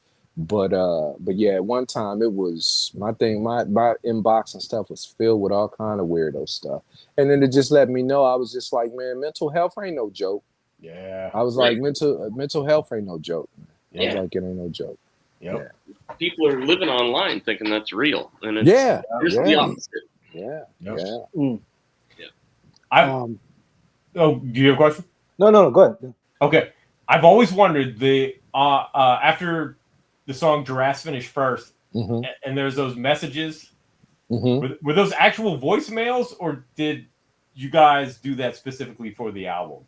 We did it for the album. You mean like when my father said something? And yeah.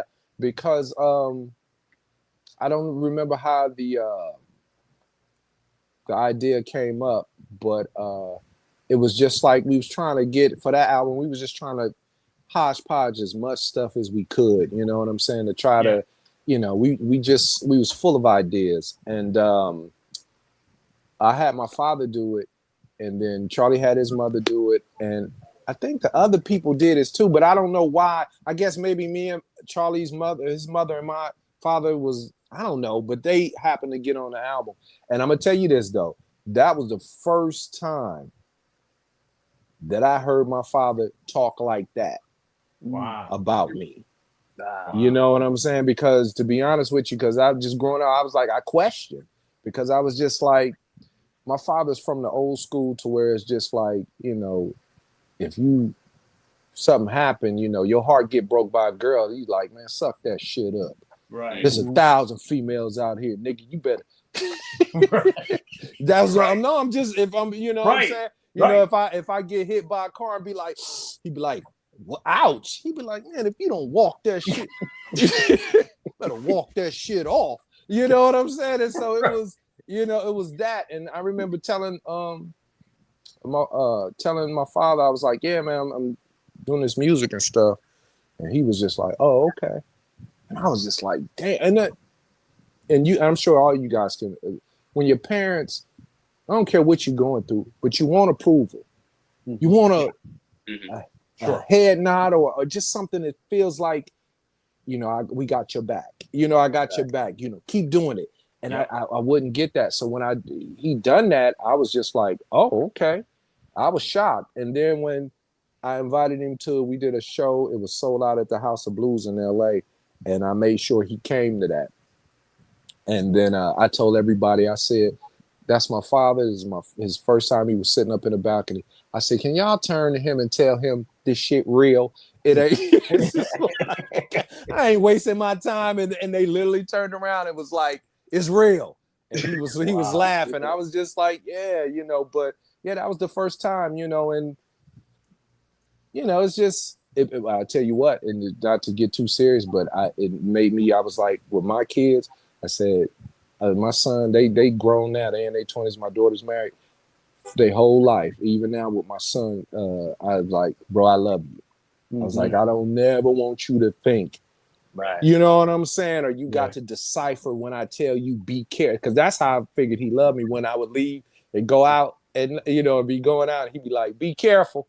Yeah. Hey, he'd be like, turn your hat. Because I would wear my hat back sometime. And he'd be like, he didn't know. He turn your hat the right way, because, you know, them gangbangers out there.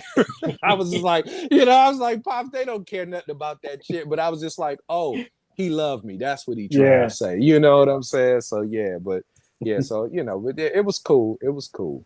It was cool. And the beautiful thing is, too, my mother and father are still here. And I was just like, and they got to see me do it. Wow. You know what I'm saying? So that's, man, you guys don't know how much I appreciate. That's a blessing. I'll never take that for granted, bro. I'll never take that for granted. So, you know, yeah, man. That's dope. How do they respond to your Fullee Love stuff? Because, you know, my parents? Yeah, family, everybody, you know. I remember we was my older brother, he's a preacher, and we were going up to see him preach, and we was driving up north, and I had my father with me, my sister, one of my sisters, I had my aunt with me, my son was with me, and we was all, you know, I rented a big one, and we was just driving up there, and I was playing oldies for my father, because he, you know, I was playing like the shit he grew up, the Coasters, you know, because I was, you know what I'm saying, playing the Coasters for him, Guitar Slim, you know, kind of old shit. And so, you know, stuff I enjoyed too growing up. And then I threw in my Fullee Love joint, and I just didn't say nothing. I just was rolling. And my father, looking out the window, he was like, what's that? I said, oh, just some music, Pop. He was like, man, that's kind of dope. Then my aunt was like, who? I said, all right, that's me. No, that ain't you. I said, no. He was like, singing like that? He's like, no. Because, on the thing what my father say, he was like, he can rap, but he can sing too. Yeah. That's what And so and my father was like, man, I need a CD. And my aunt was like, please give me a CD. And they took it and they be bumping it. And I was just like, yeah. I was just like, just because I was getting bad grades in school didn't mean I was going to be a failure, y'all. Because I was getting bad grades, Ultra. My grades was terrible. My grades was terrible, homie. So they didn't know. They didn't know what I was going to become, man. So. That's great. That's great. So, with leaving, not doing music with Jurassic, what made you return back to those roots? The singing. I wanted to do it. I always wanted to do it. You know what? The thing is that there would have been some on the J5 song, but they was hating on me, y'all. They didn't want. Yeah, I say it was hate. They gonna tell you something else if you ever talk to them. But they would let me do it a little bit. That's like, okay, on the Power and Numbers album, they got a song called Hey. Yep. And that's pretty much me. And I had the beat. And Sarah, y'all know the group Sarah? Yeah. Yeah. Well, my guy Shafiq, I kind of grew up with Shafiq, so he does music too. So he slid the beat to Akil. And Akil told me, and I remember like it was yesterday, he gave me the beat. He said, listen to this. He said, when I heard it, I immediately thought of you. And he said, and I knew you would love it. And the minute it came on, I was like, oh, this is dope. I said, can I keep this? And I think it was on CD or something. He said, yeah. I took it home and wrote, hey, just like that. And said, fellas, all y'all got to do is put y'all verses right here and there. Kind of keep it in context of what we saying. But I was like, keep it right there. And that's what it is. So I always wanted to do it, but they was... J5 was as much as I love the keeping it real, keeping it authentic. It was also a hindrance for us too, because it wouldn't open. Nobody would open up. Nobody would open up to try nothing that was a little bit off kilter from what we was doing. I got you. You know what I'm saying? So if you listen to a De La and you listen to something like the Saturday Jam, and you see how they kind of got all those. It don't stay in one thing. It go off. I was wanting to do stuff like that, just kind of throwing stuff off to, and if others wanted to do it, they just didn't voice it like I voiced it. I don't want to make it seem like I was, they was stagnant and I was just trying to be the flower that couldn't grow. It wasn't like that, but I was just like, bro, let's be creative. I'm listening to Sly, and I'm like, you listen to them songs will be doing this, and then it'll switch that way. James Brown, it'll switch that, and I was like, we need to do that to keep it, fresh. But so I wanted to do the singing, Ultra, to answer. I wanted to do the singing, and then I didn't care at that point. I was just like, if people don't like it, they just don't like it. I was just like, ain't nothing I can do about it, and I did it. And it got me overseas for 6 months doing all the festivals by myself. And I was scared shitless. Wow. But you do it. You don't ask for something, and then when it comes, and then there you go with the Tetris. You fumbling shit. I didn't want to fumble. See that? I didn't want to fumble, man. So yeah, and and people, and I'm getting a lot of people going, man, we need another album, man. We need another album. So I'm working on it. I'm working on it. Is Free White and 21 on vinyl? No, it's not on vinyl. It's not on vinyl. You need to press that on double vinyl. Yeah, it's not on vinyl. It was just all CD. Yeah, it was just all CD. Because I'm still, I'm still a little ancient too. You know what I'm saying? I get stuck in my ways because I was like, ain't nobody gonna really, because I'm thinking from the DJ's point of view of like, you can't mix Fight the Power with you know what I'm saying? Right. So I'm thinking that. So I'm not even thinking vinyl, Ultra. I swear I was not thinking vinyl. You know how many records I got, and I don't even got no record player. I just really people send me records. Okay. Yeah, man. Yeah. Def So I Jam was just sent the surprised when record. people liked it. I was surprised when people dug it. And I think they dug it because this is what I said. I think they dug it because I didn't give a shit. And you know what I'm saying? I didn't stress myself out. I just made the songs. Yeah. You know, so yeah. It translates. Yeah. It translates. Yeah. I could have The fact that you didn't give a shit came through loud and clear. That not so much that, but just like you're like, yeah, you know, Jeffers being silly, but you know, the fact that you're like, okay, I'm gonna do this for me, and that makes that sometimes makes all the difference in the world. Yeah, because you know, because you guys know, I'm not telling y'all nothing that y'all don't know, but you know, that's the hardest shit in the world to call yourself trying to make something or do something for the people. Yeah. That's the craziest shit because it'd be minute things. It'd be it's about the Biggie thing. So I got a song on that album called Shun God.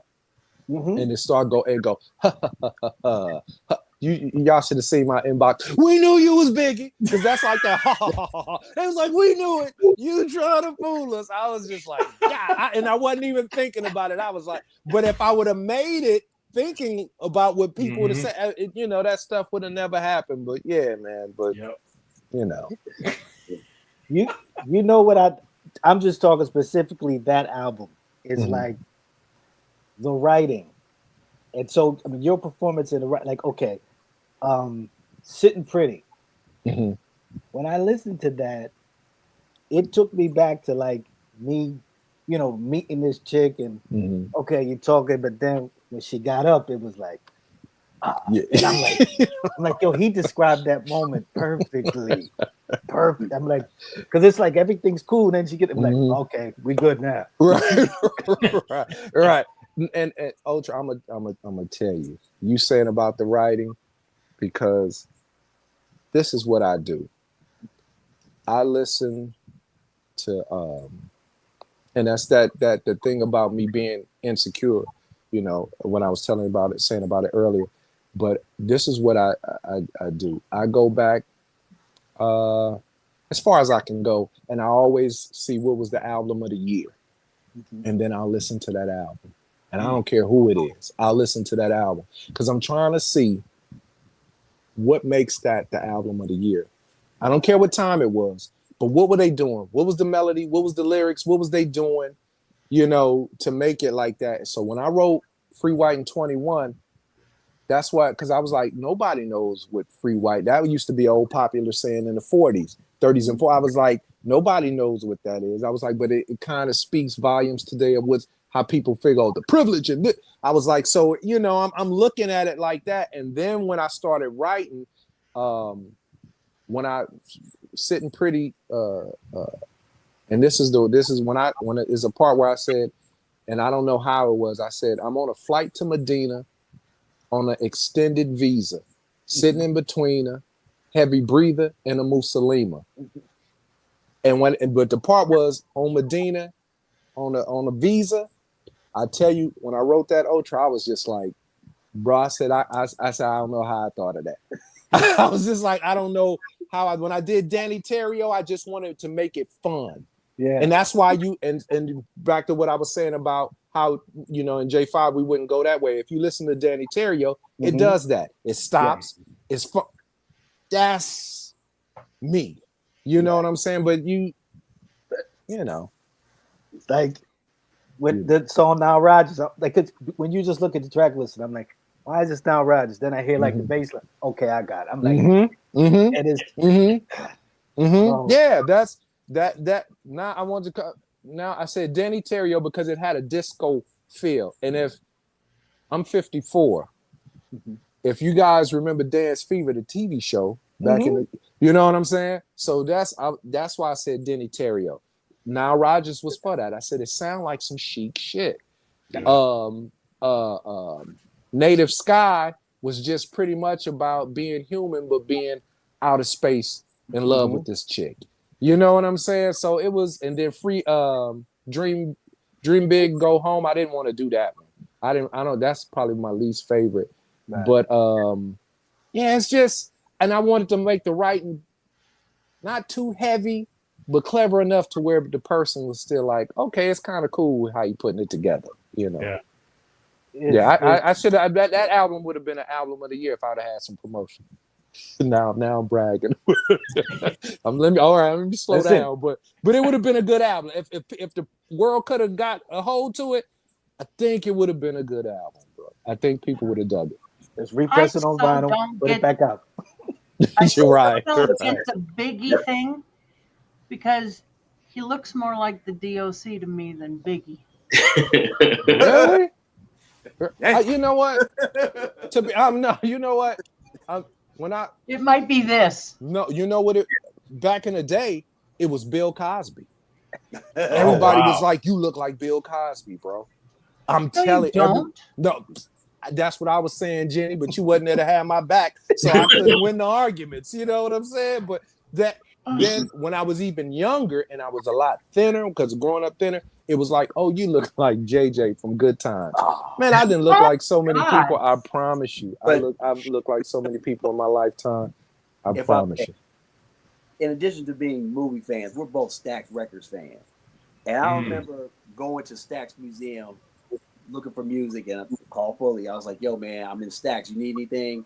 He was like, "If you got any Otis Redding in there, let me know. I'll send you some cash your way." And I said, "Wait a minute, looking at Fullee, and this is no joke. You do look like Otis Redding." Look, told you, Ultra. I look like some of everybody, bro. Hey, Flatline, you stay on this phone, you stay on this thing long enough, they're gonna be like, "Man, you a Flatline chin match."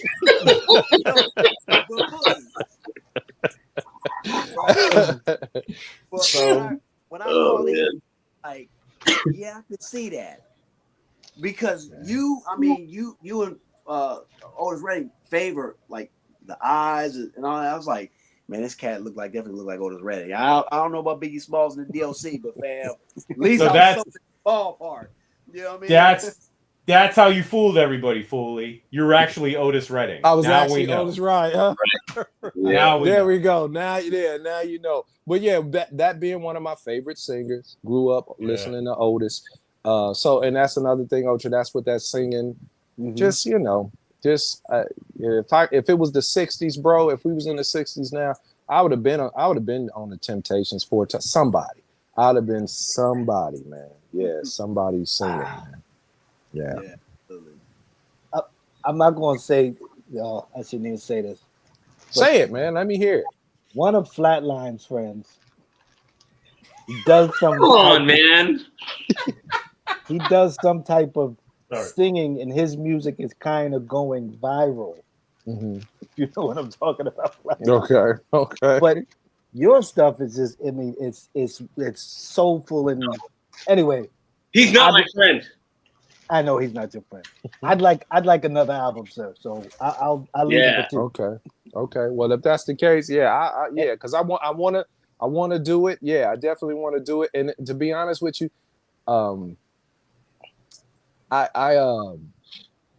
my thing about doing music, man, is that I've yet to find that person who doesn't put right or wrong on the creative.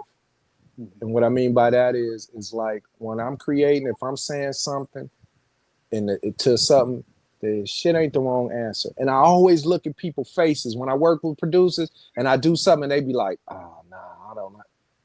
I'd be like, I'm not gonna be able to. I was like, I'm gonna get this song done, but I was like, I'm not gonna be able to mess with them no more.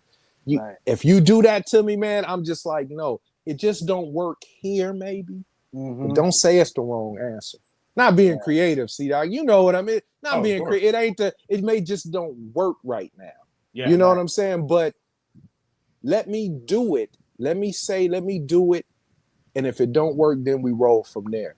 But if you try to choke it before because you heard something, no. Yeah, and it's hard to find people who especially for me. I don't know, but for me, as far as people who make music, it's hard for when that's why I listen to the old shit, because I'm just like, they weren't giving. I don't know if they was high. You listen to Parliament, and you like, I don't know if they say they was on dope, but I was just like, but that shit sound free. That shit sound free, and that's kind of what I want to do before I get too damn old. Yeah. Right. I'm curious if you still interested in rhyming. Yeah. I am. I'm not gonna lie and say that that's gonna always be there. But and I'm gonna tell you too, Ultra. You also said kind of why I did it. That was a reason. See that you just brought that back up to me, because it was one of those things to where once I got that certain age, I was just like, I don't know if I could do 12 songs of me rhyming. What am I gonna be talking? When you sing in love, that ain't never fun. I can't be doing 12 I need loves or I want yous, or I can give you mores. Not rhyming, you know what I'm saying? Right. So I was like, but if I'm singing it melodically, I can sneak stuff in there. Yeah, I'll definitely rhyme. But I just wanted to be, I ain't gonna say fun, but it just got to be kind of free flowing, I know it when I hear it, but I don't think I got the right words to actually say it to where I make others hear it. Yeah. Don't you have at least one good float on Stetsasonic in you? Yeah. hey, Jens, don't mess around. Please say no. Look, no, I'm not gonna let you know. I'm not gonna let y'all do this. I'm not gonna let y'all do this. Listen. It may not have been the best attempt, but I gave it love because it was float on, and I did like Stetson. Trust me, I'd rather hear Ghost Stetson than anything. But I wasn't too mad about that. I wasn't. I'm gonna tell you one that was that I liked, and I know a lot of people didn't like. When Ghostface basically rhymed over the Delphonics. People hate, but I love that. You know what I'm saying? I love that. But so, Jed, you talking about Stetson Sonic? How dare you would float on? Yeah. But like you just said, imagine if somebody told Ghost, "Nah, you can't do that." Right. Let's try it. Let's try it. Let's try. And I love that joint. And I know people's like, I wasn't feeling it. And I was just like, bro, sometimes people try to be original and new. And you can usually hear and be like, nah, homie, you trying. You can kind of feel like the trying in it. I was like, nah, I was just like, Ghost just seemed like he liked that kind of music anyway. Yeah. And so he wanted to buck with it. And I'm going to tell you who used to do it all the time. And that was Grand Poobah Maxwell for me. Every time you turn around, he was trying to sing. And I was like, no, because he really liked the music, man. So don't go ahead. One of my favorite songs off that Masters of Ceremonies album is the Redder's Posse. Stop it. Come on, man. I like Dynamite. I love all that, but I'm a Redder. That is a jam. That's a jam. Bro, stop. I'm gonna tell you, the people off the real. Hey, baby, what's your name? Tell me what. Come on, C-Dot. Boy, I'm about to grab my wife right now, boy, and get the slow drag. That's the jam. That's the jam. That's what that's man. That's the kind of stuff I like, man. When you can kind of hear when people are just being creative and doing their shit. You know what I'm saying? And to me, it's hard to find. I don't know, because I know what you do, but I don't know if that's the thing for you to find. People are more open and more, listening to ideas. But sometimes with music, they be really, really stuck on there. It's tough, man, because working with Chuck, and Chuck sometimes, luckily with this Enemy Radio record, he kind of let me do the damn thing. Right. But like for other records I've produced for him, I've tried to push him in a certain direction. And he's like, yeah, okay, do this, and then he walks stuff back that I tried. I'm like, shit. You know, there's a record that's kind of influenced by that Ghostface record. I can't talk about. Okay, don't talk right about now, it. Okay. But it was the same sort of thing where I sent it to the artist, and and he's like, I don't know about that, and I'm like, I know it's crazy, right? He's like, yeah, it's crazy. I'm like, but just sit with it for a minute. Just sit with it. And like 20 minutes later, he hit me back. He's like, yeah, you're right. It's crazy, but it works. I'm right. like, yes. That's what I'm talking about. Stuff like that. I'm just like, man, you got to be open to that kind of thing, man. You have to be. You have to be. Yep, because that's where some of the magic happens. Yeah, man. Yeah. Decipher, sign you to what? What am I signing you to? Bend the knee. Yeah. Real quick, I also one last J5 thing. A Day at the Races. Bro. Big Kane and Percy P. And Percy P. Do you want to know how that came about, or? Yes, please. Okay. I know Cut Chemist. Was really, really. I think he brought that idea in effect, and it was about doing it how they used to do it. That was our version of New Rap Language by Spoonie G and Tretch. That was our version of it. Okay. And you know, Kane in the beginning came with that fact. You know, Kane could do that. Percy P has, you know, he got his love off of with Lord Finesse, with the Yes You May and the other joint that they did. I think they did 2 joints together, but then he done Lung Collapsing. I think it's Lung Collapsing. Lung Collapsing lyrics, yeah. And it was just like this, and his wordplay is the way he kind of build his shit. You know what I'm saying? When he be and I'd be like, man, he breaking these words connect. It's just ill. And so when Cut brought it up, I think Cut mentioned Kane, and I know he definitely mentioned Percy P, because Percy P is just a good natured dude. I don't, you know, I ain't all the times I've been around him, Percy I never seen him out of pocket, never heard him raise his voice or nothing. So just a good dude. Kane just is Kane. I had never met Kane. I was just like, bro, I remember back in the 88, 87, 88, 89, my shit was high. My shit was high. Oh, I had the steps in my shit was high, bro. And you know what I'm saying? And I wasn't saying kid from Kid Play. I was like, homie, my shit looked like Kane's, homie. You know what I'm saying? So it's just Kane. And plus he was a darker dude, and back then we didn't see a lot of dark dudes shining. I'm sorry, you know. So it was, you know, so I was like, to be with, you know, do it with Kane would just be incredible. And we reached out to Kane. He said, yeah. We reached out to Purse. I knew Purse would pretty much say yeah, because we had kind of a rapport with him anyway. But I was really anxious about if Kane would say yeah, and he said yeah. And then we went and did the song over by Newmark's place, and I remember doing it, and now I'm back to my old thing again. I'm like, damn, Kane, Percy P, and my guys. I was just like, you can't be the weak link, Soup. You cannot be the weak link in this shit. And so I started writing. And when I first, and this is just ultra because you say about the lyrics, me being an actor, I said, what, how can I do this? How can I do this? And I knew I just wanted to use monologue. I knew I wanted to use that word. So then I was like, monologue. I said it enough. Monologue, hot dog.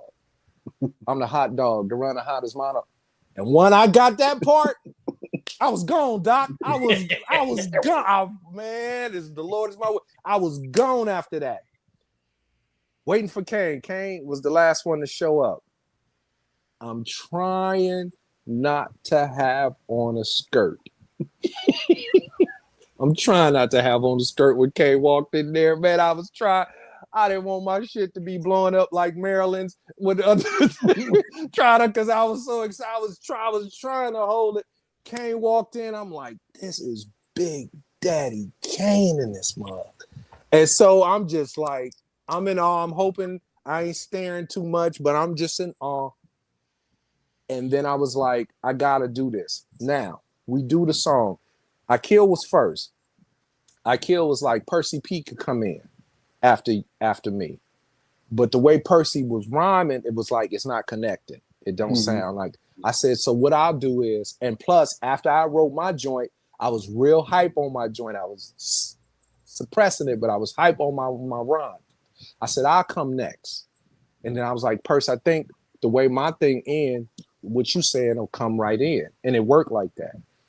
I did my verse, and I think I did my verse. I think it might have took one or two takes, because I was going, yeah. So we did it. I'm just kind of looking at Kane and Percy P, and because the Lord is my witness. Big Daddy Kane tapped me. I said, yeah. I was just trying not to faint, Oach. I was trying not to faint, homie. He tapped me. He said, hey man, you dope. See, Doc, when he said that, I said, bro, I could quit rapping right the fuck now. Yeah. You know what I'm saying? They lucky they got me on them other 4 songs. I was done. And then the manager, my boy Daddy, he came to me. He said, you didn't think I peeped that? He said, I heard what Kane said. I said, bro, did you hear that? I said, did you hear? I said, nigga, Big Daddy Kane said, I'm dope. I was done, bro. Yeah, I was done. And so we did that song, and when I listened to that song, and I'm like, I like everybody verse. I said, but bro, I said, my verse is just, I said, I'm switching. I'm changing up flows. I said, y'all can't fuck with me on this one. No, Ultra Man, you know, man, no. I don't be wanting to blow my horn too much flatline, but man, no, homie. Y'all, they wasn't fucking with that one. You wasn't fucking with. You might have got me on What's Golden, but you was not fucking with me on this one. And he got on his cloud and floated home. I floated. I don't even remember how I got home, Jet. I just woke up in the bed. I was just like, damn. Yeah, no. And that was it. And once that was a great moment, man. That was a great moment. Yeah, and I think a lot of people dug it. And I remember this. And it's not, but I remember, I think the Roots wanted to do something with Kane and them in the kind of the vein of that, kind of in the vein of that. This is how I kind of remember, and I don't want to say it wrong, but I think this, because I remember Kane saying something about, like, he was like, I know the Roots, Black Thought wanted to do something, but he was like, I already did that with J5. Wow. And he was like, that kind of thing. He said, I already did that with J5, and we killed it. I remember that, and I remember when Kane walked in, because we wanted Kane to rhyme like he did on, like, Set It Off. Yeah. You know what I'm saying? Or Warm It Up. You know what I'm saying? We wanted him to kind of rhyme that. And he told us right then and there, he said, bro, he said, I've done that already.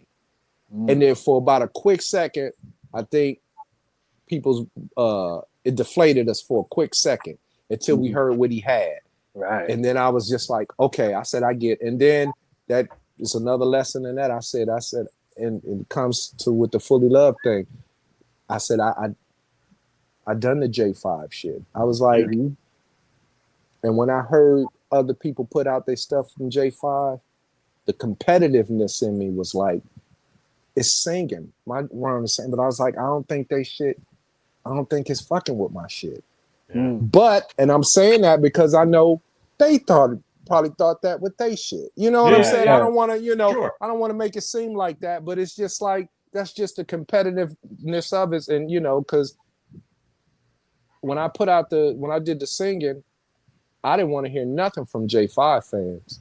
I didn't want to hear nothing from, so I kind of was waiting to see if I see any J5 fans try to diss it. And I really didn't see it, maybe because I really wasn't looking like that, but I was just like, I was trying to see it because I was like, man, I was never none of y'all favorites.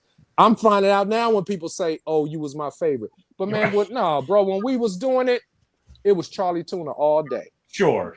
It was Charlie Tuna all day. So I was just like, whatever I do, homie, I don't want to hear J5 fans say nothing because you was never checking for me like that.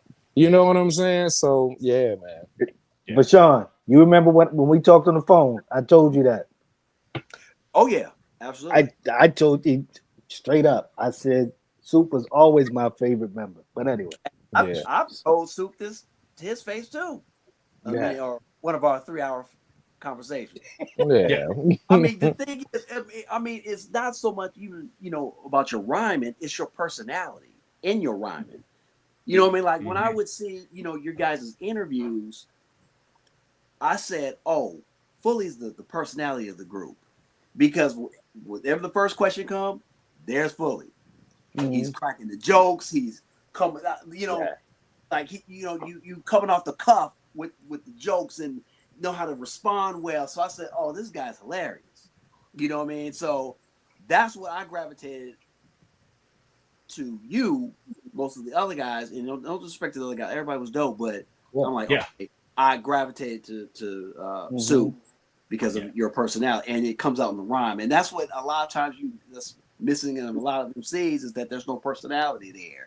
Yeah, you got great bars, but so I already knew during one of our auditions that he would be great to be on the podcast because he knows how to come off the cuff and freestyle with it. You know what I mean? With the question. Go ahead. But yes, Ultramagnetic did bring you up. Go ahead. One of the thing is also is because like you would always say like these dope lines, like when it's like Soup, you playing a rock or something fierce. Oh, because I love Super Lover, see Cast So all those connections, I'm like, you would always say those things that throw me back to yesteryear. Like so, like I said, when you say the disco 4, I'm like, he knows his stuff. Like he right.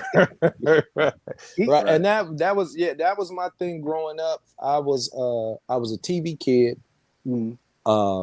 When I seen Grease, John Travolta, when I seen it, I said I want to be an actor.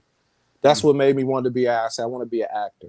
And then I started going on auditions. I could never get the part. See, they would never. You know what I'm saying? They would never give me the part. And I was just like, man, this shit is, And then it was like the music thing. When I was growing up, I was like, I don't think. Then as I met other people, some people who know music that kills me. And the same with movies with Bashan. I was just like, he kills me when it comes to the movie. But at that time, I didn't think. You've seen as much as I've seen as far as movies. And the music, I was just like, bro, I was like, I'm sitting around here at 7 years old, literally with my father, listening to Perry Como albums, singing Perry Como. You know what I'm saying? I was like, I said, ain't too many people doing that. I'm like, I shouldn't be singing Dean Martin songs. But I was just like, I don't think to me. So getting the opportunity to do my thing, Ultra, I'm going to always go back because that's the kind of stuff that made me love it. You know what I'm saying? So, I'm a nerd, bro. I'm just a nerd. You said Perry Como. I mean, let me find out you got Louis Prima sitting in the deck. No, I ain't got that. But that's from Pops. That's from Pops. But I you may hear some Anita Day or some shit like that from me. Yeah, you may hear some of that. Yeah. So that's just my thing, man. Yeah. Yo, man, Davey got Louis Prima upstairs, so don't even don't play around, right? Yeah, exactly. Well, and one thing I found out when we were talking on the phone, he has known me longer than any of you guys. He goes clear back to the K-Day days when we used to show up at his high school. Right. Yeah. Yep. Sure did. Because I asked her about one of the guys. And it's funny because I looked him up, Roy Kaufman. I actually looked him up after we got off the thing. Freaking Rory Kaufman. Yeah, and just to see him, and he's 80 years old, and I was just, and I still be bugging because I'm just like, I don't know if you guys do it, but the stuff be so vivid for me in the remembrance part of it is that when I see people and I have to think, oh yeah, that was fucking 30 years ago. Bro. You know what I'm saying? Do that happen to you, Doc? Man, Chuck, I think a month ago posted up happy 82nd birthday to Kurt Loder. I was like, Kurt Loder's 82? Right, yeah. Yep. Like, when the fuck did that happen? I remember before Gene Hackman died, I was like 95. Right. I was like, he did some French Connection. Exactly. It always tripped me out. And speaking of Chuck, since you work with Chuck, see that one of my Chuck stories is, and that's how too I was like, we're going back to Ultra, what you were saying. I was saying too about, you know, you or Jen living it, you don't even be seeing it like that. Chuck came up to Manual Arts. Public Enemy came up to Manual Arts, and they got kicked out. They got kicked out because they started talking about Farrakhan and this and that, and the school was like, "Oh no, that you can't teach none of that pro-black militant stuff here." Yeah, they got that was our my Chuck D story. Then I went to go see Public Enemy, Candyman, and a couple of other people perform at UCLA. I think it was either that day we snuck out. We was like, oh, it says they're not gonna let us talk bad about the white man. We finna go see him perform. It was like, oh, we can't talk bad about the white teachers. Okay, well, we finna go listen to some hip hop, and we snuck out, went to UCLA. But yeah, I'm sorry, see that. No, it's all good. It's all good. We were talking on the phone, and he brought up Rory Kaufman, who was the public affairs director at the radio station. Wow. It wasn't, but if you were in any of these high schools in LA, you knew who we were. You knew Rory. You knew, because we were dragging Ice-T and Coolio and all of those people all over to all of these high schools. Yeah, man. Yeah. I got a pretty little deep history. Not when I think about it and start speaking about it like with you guys, I'd be like, damn, okay, yeah, a lot of stuff. Kurt Loder's 80. Yeah, whatever. It's still crazy. Well, ridiculous. Yeah. I saw this video of Janine Garofalo today. Right. And people get older, but I used to have a crush on her. I was looking at her like, oh man, she don't look. And I always thought she had a weird little cute vibe. Yeah, How old is she now? I'm looking. I don't know. She's only like six. It's like 60. She's 60. But still, Janine Garofalo's 60. Yeah, she had a rough paper route or something. Okay. Okay. Ultra, I usually don't do this, but let me ask you your give me your top. Give me 5 of your top, not your best, but give me 5 of your top things. And then C-Doc, and I won't because Flat ain't really saying that, so I want to know Flats as well too. Yeah, since he got that R&B singing buddy. What is this? MCs, groups, albums, what? Just give me your 5 R&B albums. Oh, I'm that ain't gonna work for me. Give me because it don't work for me either. But no. Give me 5. Okay. If I ask you, give me 5 that I can go listen to and bump, like that you will definitely go listen to. Can I get 5 of them? I'm not the guy. R&B? I'm gonna tell you why. I'm so hip hopped out, brother. Oh, word, really? Come on, C-Dot. Yeah. Oh, I really got to think about that. Shit. The Quiet Storm would come on, and I'd turn back to the hip hop, man. Man, come on, Flat. I mean, an easy one for me is Maxwell because I named my son after him. Oh, okay. Like his debut or really any of his stuff.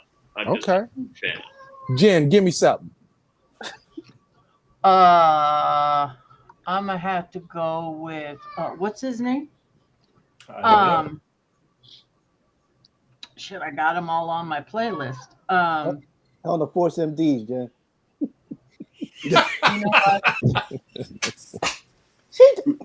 You know what, All right. man? All right. You know, because I hate that question.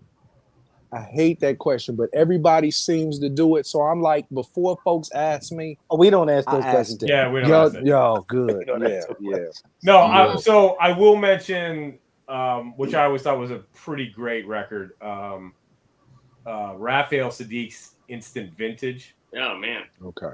great album. Okay. There you go. Because Mara was playing one of the songs in the car, and that's one that we listen to a lot. That's a great record. We're doing. Wait a minute. You asked Son Patterson. You Who? asked about me? Yeah. Oh, okay. I'm a little lost. Rasan Patterson. Oh, okay. Yeah. Kids Incorporated. Was he in Kids Incorporated? Yep. Wow.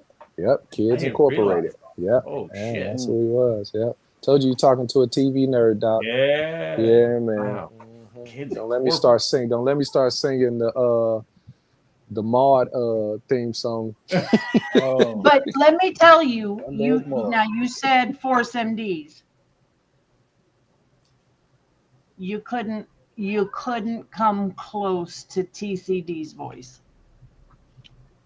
Couldn't come close. TC had a beat. No, TC. Okay, how about this, Oach? I ain't gonna ask you to tell. I'm the hip hop What guy. What was some of your favorite LA dudes before, like when you came, like some of the hip hop guys that you like that's not Snoop, the ones that we would know off the bat?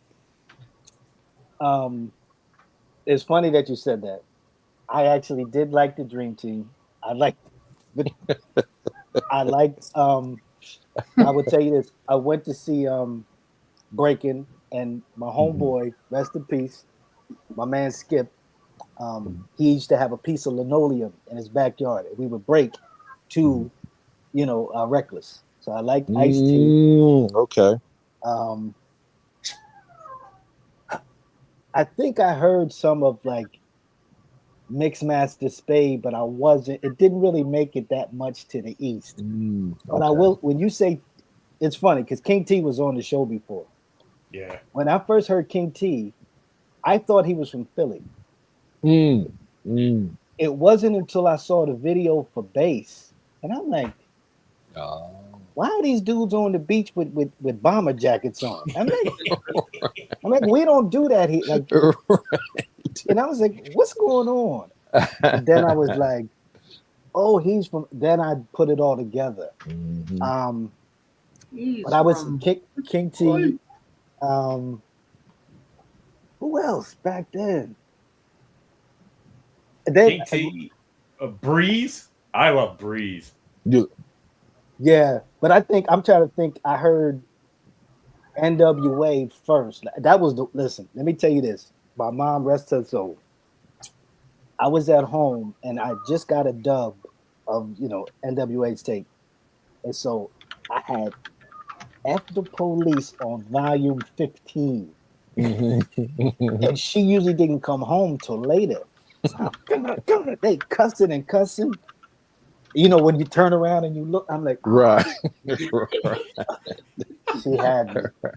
But that was like a revolution and something totally different for me. But yeah, it's really Ice was my guy back then. He was Right. Because I used to love one of my favorites. I used to love our most requested record. Even yeah, right. Yep. I love when they bring in the the guitars, like the Led Zeppelin. I'm like, yo, this is dope. I love that. Right. Yeah. Okay. Good stuff. Fully, we've kept you long enough. Good. Real quick, Bashan, and you want to reiterate that the show is coming to Channel Zero. Yes, we Fullee Love and I will be doing a podcast on Channel Zero. So thank you, C-Doc and Jenny O'Jen. Yeah, thank you. Yeah. We're still going to be keeping Fear of a Black Film Critic on Spotify. My shows haven't been taken off after all. I guess they got disputed, but that doesn't mean that I'm not going to do a show on Channel Zero. The show is entitled Yo, Bum Rush the Show. Thank you, Chuck, for letting me use the name that I always wanted to use. And hopefully you'll like us. because we're bringing the cinematic side to hip hop, ladies and gentlemen. Word. Not the music. Hey, you, Body Hat Weekly, Mixtape Sunday, y'all got that covered. We're bringing the movie nerd shit to this podcast. Perfect. Yeah. So, yes. Perfect. But don't worry, I'm not gonna get too nerdy. I know I get into there bringing, who had the turkey sandwich on set, who was the gaffer and best boy on set. He know all that shit. Yeah, he know all that shit. Yes, but we do have a first guest, ladies and gentlemen. I'm not gonna tell you who. It's a surprise, but I hope you like this person. But again, thank you so much, C-Doc, and all you guys for us on it. It's gonna be monthly. It's not gonna be every week. So I guess it's enough time to get our haircuts together and look presentable and get guests. Yeah. So hey, but again, thank you so much. I'm gonna make sure I look even more like DOC this next go round. Yeah, did you hear the interview from the other day on Drink Champs? No. With him, and he told the story, and they were like, "Where did they?" He said, "I don't even know what the hell I was saying." Yeah. Oh yeah. He said, "I made that whole shit up." Yeah. It worked. He told that on our show, didn't he? Didn't he say that? Yeah, I think he did. I think he did. Maybe he did. But I remember when I think that was the first place that he said it though, was Drink Champs. And I remember when he said it, I'm like, what? Yeah. But real quick, I don't know what he's saying either, but he's so in pocket on the track. Because he wasn't saying anything. Yeah. I mean, he's riding the rhythm so beautifully. I mean, there's no stopping that wet I can flow in. I mean, it's bro. When he said, "I am not illiterate, no, not even a little bit," yeah. Like, yo, nasty. A skill that a lot of people don't really. I mean, people got bars, but they don't know how to ride that beat. Yeah, exactly. Yeah. So again, Fullee Love, you know how to ride the beat, family. Thank you, man. Thank Come you. on, that dude right there. Yep. That dude. Yeah. So, yes. Well, looking forward to the show, guys. Bashan, thank you. Fully, thank you for being here tonight. Thank you guys for having me. I really appreciate it. It was very fun. Very fun. Thank you, sir. Very fun. Yes. And looking forward to new music. Maybe I cook up some beats, send them your way. Man. Yeah. If you got them, I'm ears. I'm all ears, man. Fully, as your part-time agent, I think C-Doc said he had a Jurassic 5 song he did. That's right. That's right. We still, the remix. You did a remix. Okay. Yeah. So we did a. I may have told you this. I don't remember. When What's Golden came out, there was an acapella floating around, and so we were doing a mixtape for our group, the Impossibles.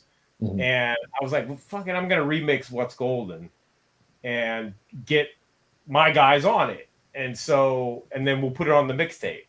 So somewhere in my archive somewhere, I have a What's Golden remix with J5 and the Impossibles. Okay. I want to hear it, man. Yes, I will find it and send it over. But it was cool. Go ahead. It was cool because we would do that live. We would. Oh, word. It became part of our live show because we had so much fun with it. But okay. Wow. Yeah, I got it here. So when you slide me that music, slide that in there too. Will do. Yeah. Cool. Yes. We're gonna have to hook Ultra up. I'm gonna have to put some singing on it because Ultra, he want to hear a little singing. Man. I can't be rapping to all the females. Man, we'll do whatever and see what happens. Yeah, man. Let's see what happens, man. Let's see what happens. Cool. Cool. Jen, it was a pleasure. Thank you. I wasn't trying to avoid you. I just thought you was, just didn't know. So I got you locked in. I was a Nigerian scam artist a couple hours ago. Yeah. See, the thing is, the stuff she sent me didn't show up. Only thing showed up is the link, and we got to hear how the mic sound. And I was just like, she ain't getting no money out of me. I was just like, I don't know what the hell this is. I was about to call all of you and say, I guess we don't have a guest for tonight. Right. I immediately called Bashan and was like, what the fuck? I'm getting, please don't text me again. Yeah. I'm like, what in the hell? Yeah, I'm sorry, Jen. I didn't mean that. Who at all. stole his phone? But yeah, thank you guys for having me. I really, really appreciate it. Anytime, bro. Anytime.